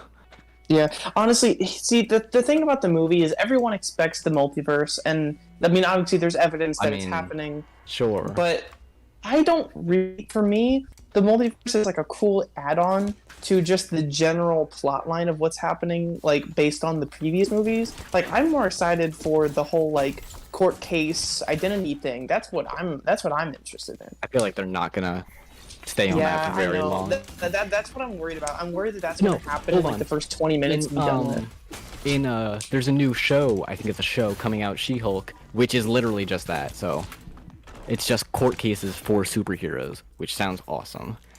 Yeah, that sounds so cool to me. But like the idea of like Spider-Man on a murder trial. That's cool. I mean, pretty cool. I don't know. I see you guys. It's interesting to me though. You talked about like liking originality, but then at the same time, people talked about like the new Spider-Man not living up to like their nostalgia or whatever. And then like we talk about like rather than doing what everyone expects, doing like something different with like the court case or whatever. And then there's like that and I think that's a huge problem with like superhero fans in general. Everyone complains when something that they don't like is similar to something that they did like, because they're like, oh, it's not original, of course it's not going to be as good. But then when something original happens that they don't like, they're like, oh, why do they go off the material? Why don't they do what they used to do? I think it's a huge problem. I think it's a problem in that it doesn't live up, and that it's a new idea, and so it's going to either win or lose, and it lost, and so they're gonna talk about it. It's just like you can, with originality, win or you lose. You know, you're putting something out there. With something that's already won, people remember that. They like it already won. It did it. It was original. It won, and I'm just kind of repeating myself. Yeah. Well, okay, I think going back to like Batman, for example, the Robert Pattinson Batman movie. We haven't seen a whole lot of it, but we do have, I think, a trailer or two, maybe just the one. But from what I've seen and what I've heard about the Robert Pattinson Batman, what's it called? Is that the one where it looks like he's more of a detective? I think it's just called the Batman or something. I think it's just called the Batman. It hasn't come out yet. I think I'm just gonna make sure I'm talking about the same one, because if it's the one that looks good, then yeah, it looks good. I mean, from in my opinion, it looks good. But in that one, like for example, his Batmobile is a muscle car. You know, it's not some like super insane thing that's like decked out. It's a souped up muscle car, and like his suit gets is like very realistic looking. It's not like this insane Kevlar weave super special whatever thing.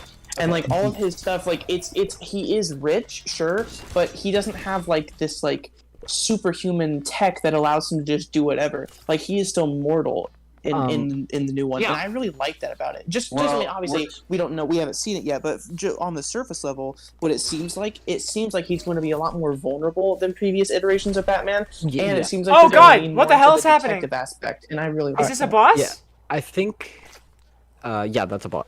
Yeah. So with the new Batman, I think it's kind of like a reboot, and that it's a new Batman, and he's like fresh to the game, and he's still just a detective.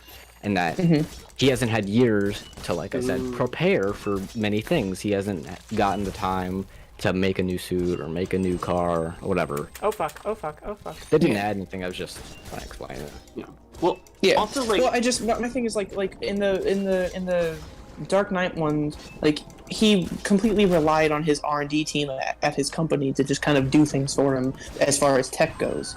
And I think in the new one, it's going to be a bit more personal. Like, I think it's more of, like, him kind of being, like, a bit of a mechanic and, like, souping up his car and stuff himself. I don't remember him, like, talking to his R&D department about that. I feel like it always was Batman stuff that he made. I haven't watched a lot of Batman movies or read a lot of comics. In the Christian Bale Batman movies, he didn't make a single bit of any of his Yeah, it was all like... I didn't watch that, yeah, no. Yeah. I think it was in Justice League, he did make some stuff himself. He was, like, working on stuff. In Justice League, but see, that's also another problem I have. In Justice League, sure, he did make his stuff himself. So why is his stuff so crazy advanced? Like I get that he's like rich or whatever, but he's like the smartest person alive. He's not like the best engineer. He's not portrayed that way. He's supposed to be at the very like I said, he's supposed to be the world's greatest detective. But being a detective doesn't mean you're good at designing airplanes. Yeah, no, those aren't connected. Those aren't connected. That's not what I meant. I was just, he's smart is what he's supposed to be. He is supposed to be smart. And on the same kind of vein as Batman being smart, Tony new Stark person! is Shit! also very smart. Wait, everybody shut the fuck up. The chipped pole arm is a little unwieldy in your hands. As you touch it, it transforms. Ooh. Oh. This one's my favorite. it's just the guy. It's just the guy. Mm-hmm. Oh. Careful. Hi. Finally, a twink. Tell Whoa. me why that's me pre-transition. Sorry I'm a little loud. I don't mean to be awkward to wield. Actually, I didn't mean to be down here. Oh my god. My memories. No Literally, sleep. boy me. Literally, boy me. Hurts like crazy. I feel like something's college student. missing. It's I love the trans flag. The trans flag is extremely good. I didn't even notice that. I guess I should go to the hospital. Wait, that- where? Call What? my mom. He has a little trans flag pin. Wait, I can't see it. It's the one on the right, top right. Top What's right from the- our perspective. What's like the dark strip on the bottom of it? It's think a that's little supposed to be vague. I the don't know if it's blue. supposed to be that flag or whatever. But it's probably supposed to like symbolize it's not that exactly. It kind of looks Or I could just more be like wrong. it in the different graphic, I think. But maybe Oh, they're I cute. can buy you lunch to say thanks. Yes. Here's my number. Bye for now. All right, that was cool. Where's the fucking That best? hair is what I want. I want that hair. They're so good. I'm gonna head out for the night. See ya. Okay. Bye bye. Okay. Oh shit! I cleared the whole dungeon. Hell yeah. Don't Check worry, that it's out. there. God, I got so many Dang. vaults. Check that shit out. So many what? I got many vaults. That's a lot of vaults. I thought you said balls, and I was like, excuse me? A lot of balls. Any balls you get? I love balls.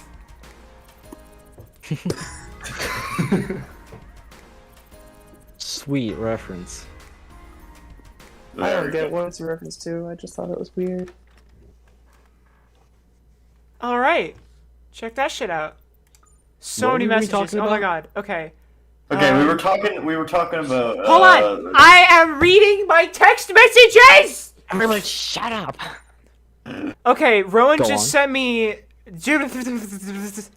Sorry, that was Crowley. Though I could use your help. An appraiser is coming to assess my inheritance, and I don't wish to be alone with him. Will you continue? Of course. Or will I you know come? who the- Thank you. Okay. That was Rowan Sawyer. Hey, nice meeting you. I So, are only you came out. dating your I weapons? only recently came out as Yes. non-binary, but please use they them. Anyway, I don't know if you're free, but I could buy you breakfast or lunch. It Kicks is my favorite place. Sure. Perfect. See you there. Oh, I love them. Isaac. Yeah, They are no. very A good. company Sawyer's and great. a company I invested in is hosting a thank you party. It's a bit embarrassing, but the party is hosted by Slicer, the dating app for weapons. It's great. Am I invited? Of course. I hope you can attend. It's at the Verona Hall Ballroom. Ooh. It's almost time to meet Isaac. You realize that you aren't sure.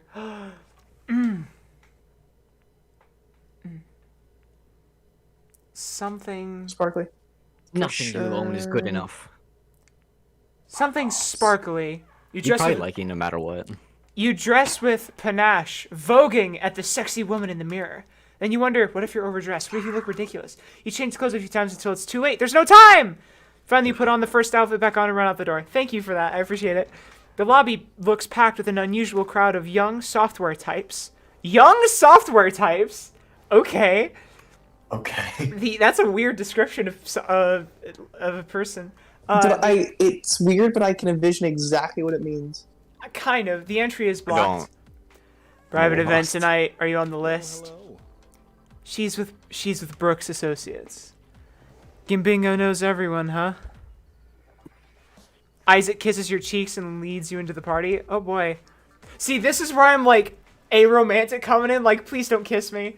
It was a little forward, but It was a little. It is a You've little. been bit on a forward. couple of dates. I feel like Yeah. that's not Yeah, too much. that's true. I mean, like, it makes sense, but me personally, I just don't like that stuff generally. That's the disconnect. You look breathtaking. I didn't realize you had such style. Thank you for coming. Your support means so much to me. Is this for you? Me and the other investors and employees. I hope my father makes it. I told him that Iscala was for his favorite charity. Where is he? No! No! No! No! Ah, A familiar face approaches with a smirk. kick me in the dick. I see. Oh no. I see. So, okay, Anybody know who does not know the context behind this guy on the right, Eric? I don't. So, I don't. The context is he, the first time we met. Wait, can't you go through You your don't text? scream me out of house. I'm sorry. Can I go through text here? No, I can't go through right here. Okay. But he basically, like he was kind of nice for a little bit, and then he started being really weird, sending me really strange text messages. He sent a He flower sent to your a door. rose to my doorstep after I ignored his text messages, and After at every you also said not to. and I you were literally like, told him "Don't not to call do me like. Don't call me hottie." Yeah, sure, whatever. Yeah, or oh something my like god, that. he literally called me hottie. I said, "Don't call And me he's hottie." been showing up everywhere. And he's been stalking me. basically. Yikes. And then, like, occasionally he'll just send a message out of nowhere. You deserve to be treated like a queen. This guy's like not good for you. It's so creepy and weird, and I hate him. I hate him so much. Grab his dick and twist it. I see Go on, Slicer Dixon. invited true VIPs. Gimbingo, is this your weapon date? None of your business. Ah, but this is exactly my business. Have you even seen his blade? So fine and straight. He also called you his target for love. Yeah, he called me a target. Oh, it's terrible. That is. We that can is go on all day. yucky. Yeah, every That is single yucky. interaction is terrible. Oh, they're comparing I'm blades. That's standing right here. You sure are. Good for you. Everyone loves a sharp-dressed man. Hmm? Now, if you'll excuse me, I see a platter of shrimp puffs with my name on it. I hope you choke. He came He's over on. to us because I was there, and then he literally makes just, fun of my date, and then He just leaves. walked up to you and like, this He guy's walks a up- fucking straight edge. I'm gonna go get steak puffs, shrimp puffs. I can't. Shrimp puffs. I Get some hope. I steak hope. puffs. I hope the man chokes on his shrimp puffs. I'm He gonna be owns a weapon shop. Oh my, so there's more to this story. Oh my. His weapon shop is also called Naked I- Steel. Oh. Isaac, I what don't is like what that. is this hellscape? The whiskeys all have multiple moths. Good evening, Father. Can we have a calm, civil conversation? This is most certainly not the foundation for dogs attending Harvard. You told me Dr. Muffin III would be here. Some of those people have dogs, I'm sure. Those people's dogs haven't graduated high school. What if I'm seen? Someone taps a microphone and the music is turned off. A Slicer executive takes the stage and starts talking about the profit in sword smooching. What? What? Oh, because the Slicer is a dating app for For weapons. Oh. That's amazing. That is incredible. The profit and sword smooch. Profit wha- in sword smooching is an incredible line. One more thing is that Eric's shop has a review that says one of them is like 5 stars, knows what you're talking about, and then 1 star, definitely not a porn shop, name misleading. Name misleading. That's incredible. That's so good. Vincent marches out the door. A Slicer executive starts listing all the hardship they overcame and thanking their investors. Eventually, she names Isaac and the Brooks Association by name and a special thank you for his generosity. You notice Isaac smiling to himself as the speech ends. Someone turns the music back up and the dance floor starts to fill. Well, I don't think everything she said was true. My help wasn't necessary. If everyone were paid a living wage, we wouldn't need investors. We could also reduce inheritance, but where'd my father go? Don't worry about it. If only were that easy. I'd love to pick a dialogue option that says I don't care what he thinks. Okay, let's get some fresh air. Isaac leads you outside. Vincent and Isaac's assistants are talking. And that's when Isaac pooped his pants in front of the whole family. Wow, that's hilarious. Father. Oh, hi, Isaac. I'm gonna go. Ah, my worthless son! Are you done with your farce? I love this man. He's very nice. I wanted to show you that my money helps people. Real people. Instead of obsessing over how much money others have, why not take care of yourself? You don't even have a partner, unless... Don't tell me you're dating this disaster. Vincent gestures in your general direction without looking at you. I'm the disaster? Leave Gimbingo out of this. Oh, God, every single time I say the character's name, it makes me smile. Leave Gimbingo out of this. What matters to me is that I make a difference. Funding these bores isn't making a difference. All you're making is a fool of yourself. Vincent gets in a town car and slams the door. The driver pulls away. Isaac sighs, staring after him. Well, now I can enjoy the party without distraction, I guess. Are you okay? I'm alright. I knew this was likely going to happen. All I wanted was a good job, but nothing with him is ever simple. Come on, let's forget him. I'll introduce you to a few more people. Your friendship is my most valuable asset yet. He offers you his elbow with a small bow. Love, rank 3, baby! Hold any heavy attack to charge up. Ooh. And perhaps a small gift for the lady. I got a flower! A flower. I bought you that little thing. I don't know if it's your style. I'd like you to have it. I love it. Wonderful. Now let's see what kind of music the DJ started playing. You rejoin the party and spend the rest of the evening together. Oh, that was so lovely. I love that. Mirror. Now you gotta go see Rowan. I love it. It's beautiful. It's so good. I love it. Okay. I had a great time last night. Now I'm warmed up for facing your fears in the dungeon. Nice. Okay. 7. How about a movie? I could go for horror or action. Horror. Yeah, okay. Horror all the way. How about we see The Dunge? It's showing at 6:30 most nights. I heard it's good. Let me know. Let's go. Meet you inside. Don't bring the fan club. Alright, alright. Sunder. I've been thinking a lot and I've decided for sure. I don't want you to die! Not planning on it. So you want to hang out? Summer nights are the best. No death allowed! Okay, Sunder, you're kind of freaking me out. Meet you at the beach at 9. Hey, I'm getting some weird vibes from my basement. I mean, my club's basement. It's always been creepy, but this is different. I think I saw a monster down there. I'll check it out. Cool, thanks. I feel like he's gonna fucking do some weird stuff. It doesn't seem like the monsters will come upstairs. We could just dance and ignore them, I guess. Let me know if you need someone to wield. Okay, this is either a legitimately new dungeon. Yeah, I'm just gonna... It is a legitimately new... Okay, cool, cool, cool. But you gotta go date Rowan first. I do. Because you don't have that much time left in stream anyway, so. Verona Mall completed. Fuck yeah. Oh, that's... Yeah, it was a separate thing. Okay, okay. I also... Okay. Rowan.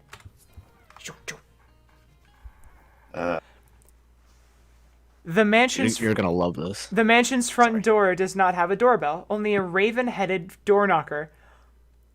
Yes. Knock. Gently. The door is cold against your fingers as you nervously tap it. The door swings open. It seems dark inside. Hello? A hoarse chuckle rasps from within the mansion. Please. Yes! Yes! You hesitantly step inside, but it's so dark that it takes your eyes a moment to adjust. A hoarse chuckle rasps from the window. Only this and nothing more. Hush, Curly. No jokes right now, please. I love that. That's incredible. The line doesn't really make sense since he's a crow, but... Ravens, crows, not completely different. Completely different, but not really. Please don't mind him. Thank you for Welcome coming. back. The tea is nearly ready. Come back. Nothing more. I didn't even realize I had been removed. I was really confused. I was like, why is everyone so quiet? Oh no. Oh. You find you're in a sitting room that smells of dusty feathers and moldy fabric. Welcome. Since you said you like tea, I made a fresh blend. Saffron, rose, and cardamom. I hope it calms our nerves enough that we can endure the appraisal. The appraiser will be here soon. Don't let him walk over us, alright? He seems both lonely and bitter, which is dangerous. Let's use a light touch. Follow my lead. You know him well? Well, not well, no, but he isn't subtle. The other option was, can I touch you lightly? I think I chose that one. It was a good option. I'm Thank God. sure. He thinks he's the Hierophant or maybe Justice. He's just the Knight of Swords. Nothing more. Fucking weak. A knock on the door interrupts you both, which then opens. It's your boy. He's back at it again. Do not like, no, don't like. It just like keeps getting better. Oh man, I don't like Eric. I think his whole character arc is like to not be liked. He really do be everywhere though. I don't like He's this. omnipresent.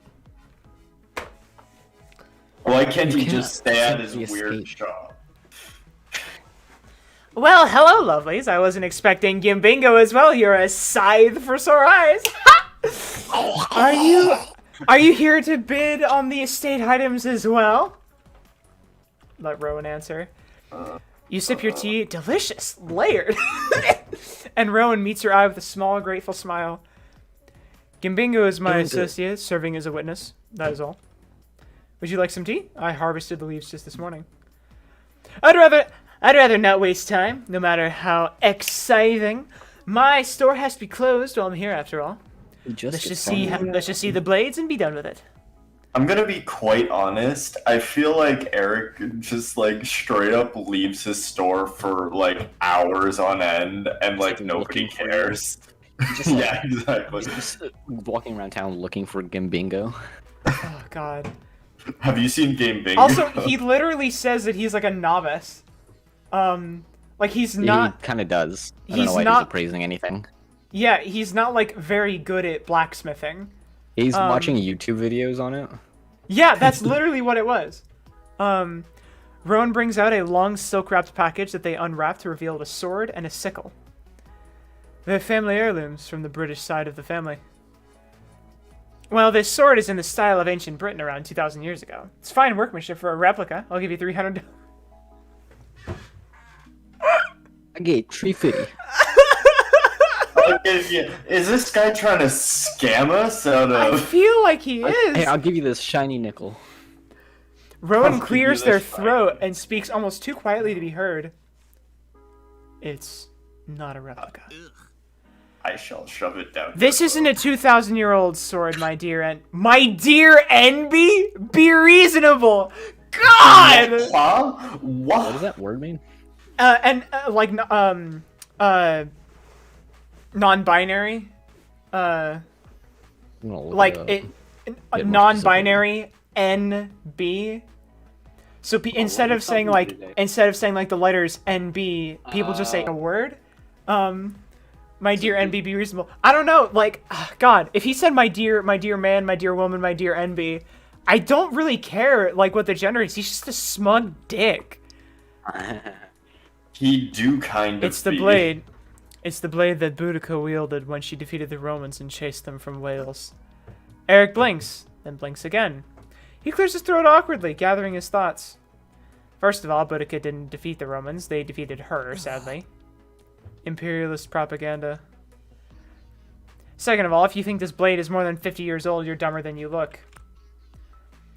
Whether you're trying to deceive me or have been deceived is immaterial. Do you have a certificate or other documentation I can inspect? Rowan doesn't respond. Eric snorts and turns his attention to the sickle.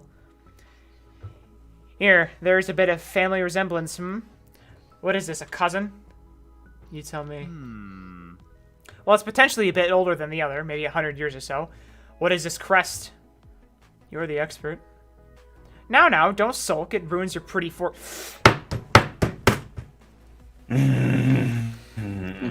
The crest adds a bit of exotic flavor. Not many collectors of sickles, though. It'd also be $300. I see. So, do we have a deal? You won't get a better offer anywhere. Nevermore. Tell your pigeon to let the adults do the negotiating. I'll increase my offer to $350. Look, if you think being called a pigeon is an insult, you're hopeless. Everyone knows pigeons are the most romantic of birds. You should just go. $400, but that's my final offer. Oh my god, look at his face! $400, but that's my final offer. but that's my final offer. Why not reap the benefits of my expertise? I do not like his face. I said leave. I'm sorry. Now. Eric hesitates and looks to you, a flintly defiance in his eyes. Get out. Eric deflates and mutters as he heads to the door. I make time out of my day, pro bono, and do I even get a thank you? Reap what you sow. Rowan shuts the door on Eric unceremoniously. Oh well, I should have known better than to trust a profane merchant. Besides which, his aura seems to be sickening, as if it were rotting. Yeah? I wouldn't have sold them to him even for millions. I was mostly curious. What is the sickle? The sickle belonged to Tluchka, the great druidess of holy fire. I wanted to know what that was worth to people today. And now I do. I wish Alice were here to tell me what to do next. But then I wouldn't have this problem, Crowley preens Rowan's hair gently, making a soft clicking sound. Thank you for your support today. God. Gravity well explodes and do damage. Gravity well also does damage over time. I like the exploding. You said you wanted to wield me for power before. Today, you spoke up on my behalf, but also let me steer the conversation. I appreciate it. I don't know I've earned your loyalty, but I'm glad I have it. Do I have anything that you'd like? I don't know what you'd like. And probably not. Goodbye. Curly, that's a bit abrupt, but yes, I will look forward to the dunge if you want to wield me. Perhaps we can go scythe seeing. I'd like that. Excellent. Good day then. Also, I find it extremely weird that Eric was doing scythe puns at Rowan the whole time. I find that to be really rude. That's incredibly rude. Like, unless like, I don't think it's our job to get offended on behalf of Rowan, because like we're not sides. So. Well, personally, I don't know. If someone said that to me, I'd be a little weirded out. Well, I mean, if I was a scythe and somebody said that to me, because that feels like that's like unnecessarily directed like aggression. I don't know. I am not Rowan, but personally, I would find it kind of weird. You and Eric have an unhealthy resonance. I would avoid him if I were you. I'm trying. Yet his orbit grows tighter. Take care. No, yeah, just I'm trying. I'm trying. I'm trying so hard. Envy is one of my favorite words. Envy is a good word, but specifically the way that Eric used it was just really rude. All right. Yeah. Kix Cafe. You arrive to find Sawyer and Olivia arguing. No more freebies. You haven't worked here for like a year. Come on, just one more measly sandwich. I owe you I owe a friend big time, please. Is your friend Gimbingo by any chance? Huh? How'd you know? Hi, Gimbingo. I'm just paying for us both. Sawyer digs in their pockets for money, blushing. Oh, here, I found this. How many of these can I give you? They hold out 5 lumps of sugar in their palm. Which is pretty viable currency in this economy. Olivia shakes her head. Sawyer seems slightly panicked. I'll pay. No, Gimbingo, put your money away. But Sawyer, I swear to all the gods, this is your last time, okay? You bet! Thanks! You're the best, Livy! Yeah, I am! I love the voice line in there, which is like, incredible. You sit at a table. It doesn't look like Sawyer has anything to eat. You want to split this? Oh, I'm fine. Don't worry about it. As you eat, you see their eyes tracking your sandwich carefully, unable to stop staring. No, don't slow down. Sorry, let's talk about something else. They swallow hard and avert their eyes. I insist. At your more forceful invitation, Sawyer takes half and wolfs it down in 2 bites. Thanks. Good stuff. Here, I want you to have these, okay? Thank you for the sugar. They give you a few sugar lumps. You awkwardly stuff them in your pocket. Sawyer smiles, pleased with themselves. I can make like 3 animations. Hey, I was looking online yesterday, and a lot of weapons in Verona Beach are getting chipped lately. Maybe there's something about the dry summer heat that makes them brittle. Maybe there's someone doing it. What? Chipping us on purpose? A serial chipper? I'm not sure what the point would be. I hope they're not targeting students in particular. That'd be so creepy. Sawyer's eyes wander back to your plate where only crumbs remain. A wildcat growl erupts from under the table. Is there an animal loose in there? After a moment, you realize it's Sawyer's stomach. Sorry, geez. Even after you shared your sandwich to me, it's honest. To be honest, I can't afford to eat much. I had a good job for a while, and I get free rent with my mom, but it's hard. How do people afford eating? Anyway, is everyone rich? Restaurants are so expensive. And they rip people off! Scones only cost like 10 cents of flour and 10 cents of butter. I'm in a business class, and it seems like someone could disrupt that market easily. Cut out the middleman. Buy the ingredients yourself. I could make an app that tells you how to make a dish like in a restaurant world. You'd save costs by not paying a waiter or hostess. And then boom! What do you think? You just invented cooking. I love this. Oh yeah, cooking. That's what it's called. This is all so dumb. I don't know. I hate business stuff, to be honest. I'm more into history class. I'm just making it easy, taking for easy credits, but everyone in that class is so competitive. I have to come up with a business idea for my semester project, and this is all I got. My next step would be documenting the process cooking, to use the technical term. But I don't even know how to boil an egg! I tried once and ended up with a black husk. I love how the 3 options are, I could teach you, let me help, and I know the basics.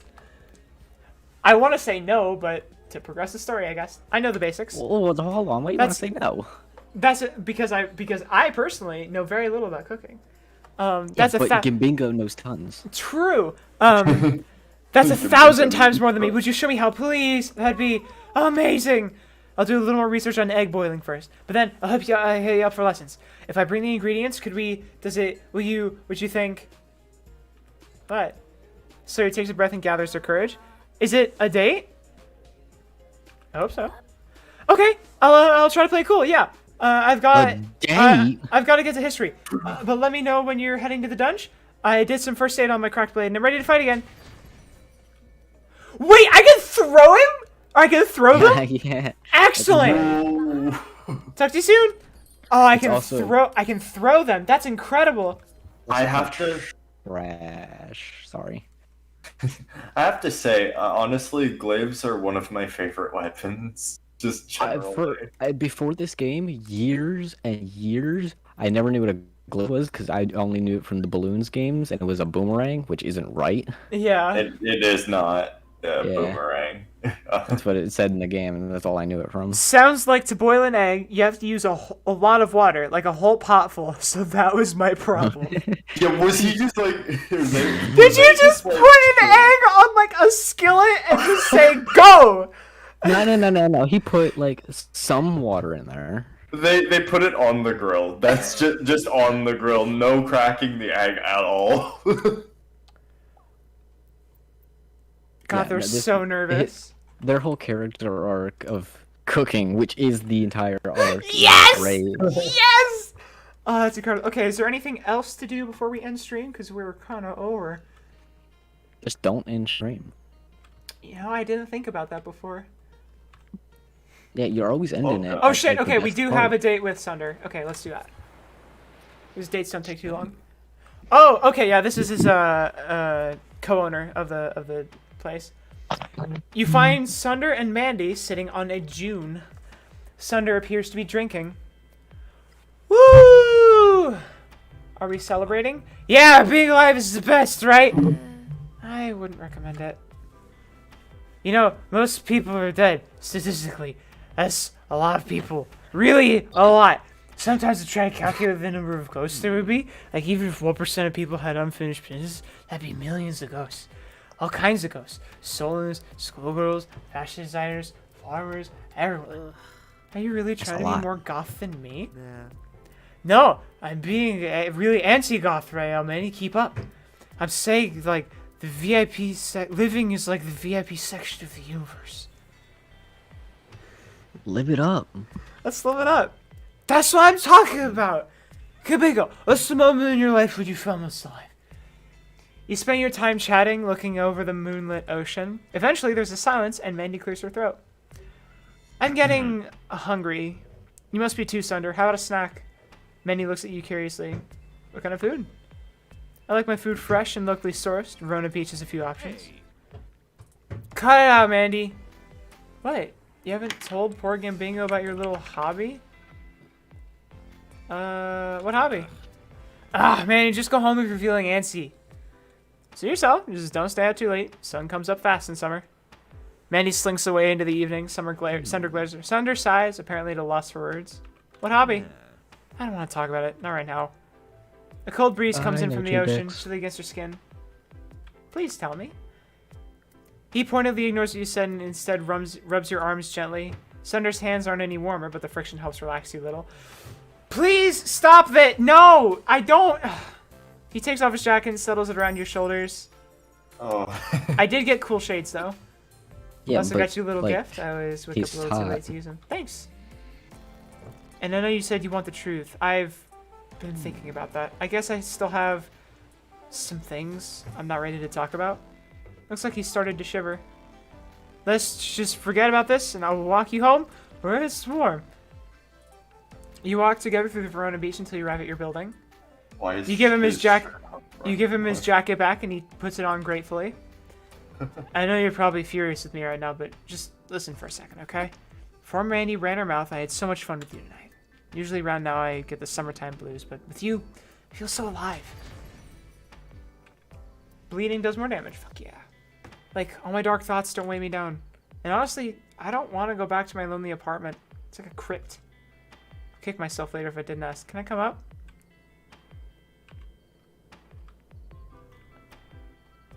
And do what? Oh, we can watch some net TV or talk on the bed. So what's your final answer? Should we have a good time tonight or no?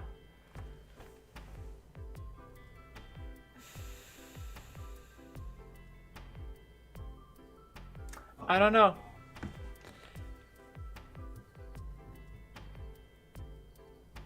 I'm not gonna try and sway you. Yeah, I don't know if I can help you on this. I'm sorry. I don't know how to feel about this. Cause I don't know. I don't feel very close to him, but if I tell him that, he's literally going to just like break down, and he might be like worse than Eric is. No, that's not true. Oh, I don't know. This is... I mean, remember, he was chill with you last time. You were like, back off. He was like, all right. But he's being really vulnerable right now. He kind of is. And but But that doesn't mean you should like sacrifice off. yourself to spare somebody else, right? Like, Yeah. just because he's vulnerable doesn't mean you should be, or something like that. Yeah, be honest with what you think about him. That's Like, the if it was best if it was a little white lie, sure, but this is like you. Like, yeah. And in general, Like, it's up to you and how you're feeling. Because here's the thing. What I feel like the game is implying is that... Because here's what I would do, right? In real life, Jenny, I would say, all right, let's just kind of hang out in my place for a while. You can sleep over, but let's not do anything like particularly sex related. Just kind of hang out. Yeah. We can But we can this maybe game we can, is... we can maybe do I a little mean- we can maybe do a little bit of cuddle. We can maybe like play some video games. We can watch TV. We can do that. But Yeah. what this game is implying is that he wants to do the sex on me. Yeah. So This is a weird way to in- put it, but in real life, I would say yes, and we could like, I could make him feel just like okay. It can feel a little bit safe, and just that'll be okay. But I don't. Okay, we'll just say let's go. Yeah. Let's do it. Can I get a few never mind. kisses here? You linger on the street before leading him in upstairs. He waits outside the apartment politely until you've invited him in. Well, I like your place. You have a good taste. I'm a little nervous, but I want to treat you right. You spend the evening together. He's athletic and attentive, singularly focused on making you feel good. You notice his skin and blade remain strange and cold to the touch, no matter how long you cuddle.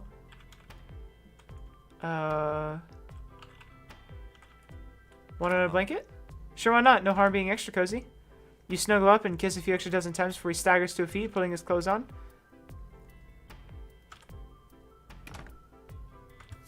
Okay, yeah. That wasn't too bad. Although, personally... Yeah, you got some option. Yeah. It could be interpreted a couple ways. Like, honestly, the way that I personally want to feel about it is we just kind of, like, cuddled. Yeah. I don't think it was supposed to be taken any other way. If you did, like, take the kiss more option, it probably would have gone further. Yeah, so I think we were okay. I think that was about the way I wanted to. I just want to say you're cooler the more I get to know you, so thanks. I'm not going to respond to that. Why not?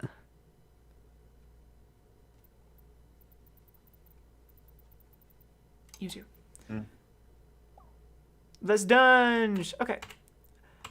Yeah. Oh boy. Interesting stuff is happening. Very good. Very good. All right. Thank you all so much for watching live stream. We will be back tomorrow for the last live stream of the week. Bad date? I mean, I got there and he was drunk and he got mad at his friend. So not a great date, all things considered. I mean, it's not really bad. Yeah, all right. I love all of you so much. Thank you all. Thank you so much for hanging out. I appreciate it so very much. We will be back tomorrow with more live streaming, more speedrunning, more boyfriend dungeon. I have made a decision. After we are done with boyfriend dungeon, we are going to be diving into Deltarune Chapter 2. I'm very excited. Let's go. So if you don't want spoilers, go play it yourself. It is free. It is free and awesome and amazing. Go do that now. Yep. So I am also I don't know if anybody noticed, but the Chris Like Zero Beat video that I made, I think something like when Deltarune 2 is announced or something like that, or when Deltarune 2 releases. Also my stream just kind of like had a whole hiccup. That was weird. Anyways, yeah, I love you all so much. Have a great rest of your evening, and I'll see you tomorrow. Bye!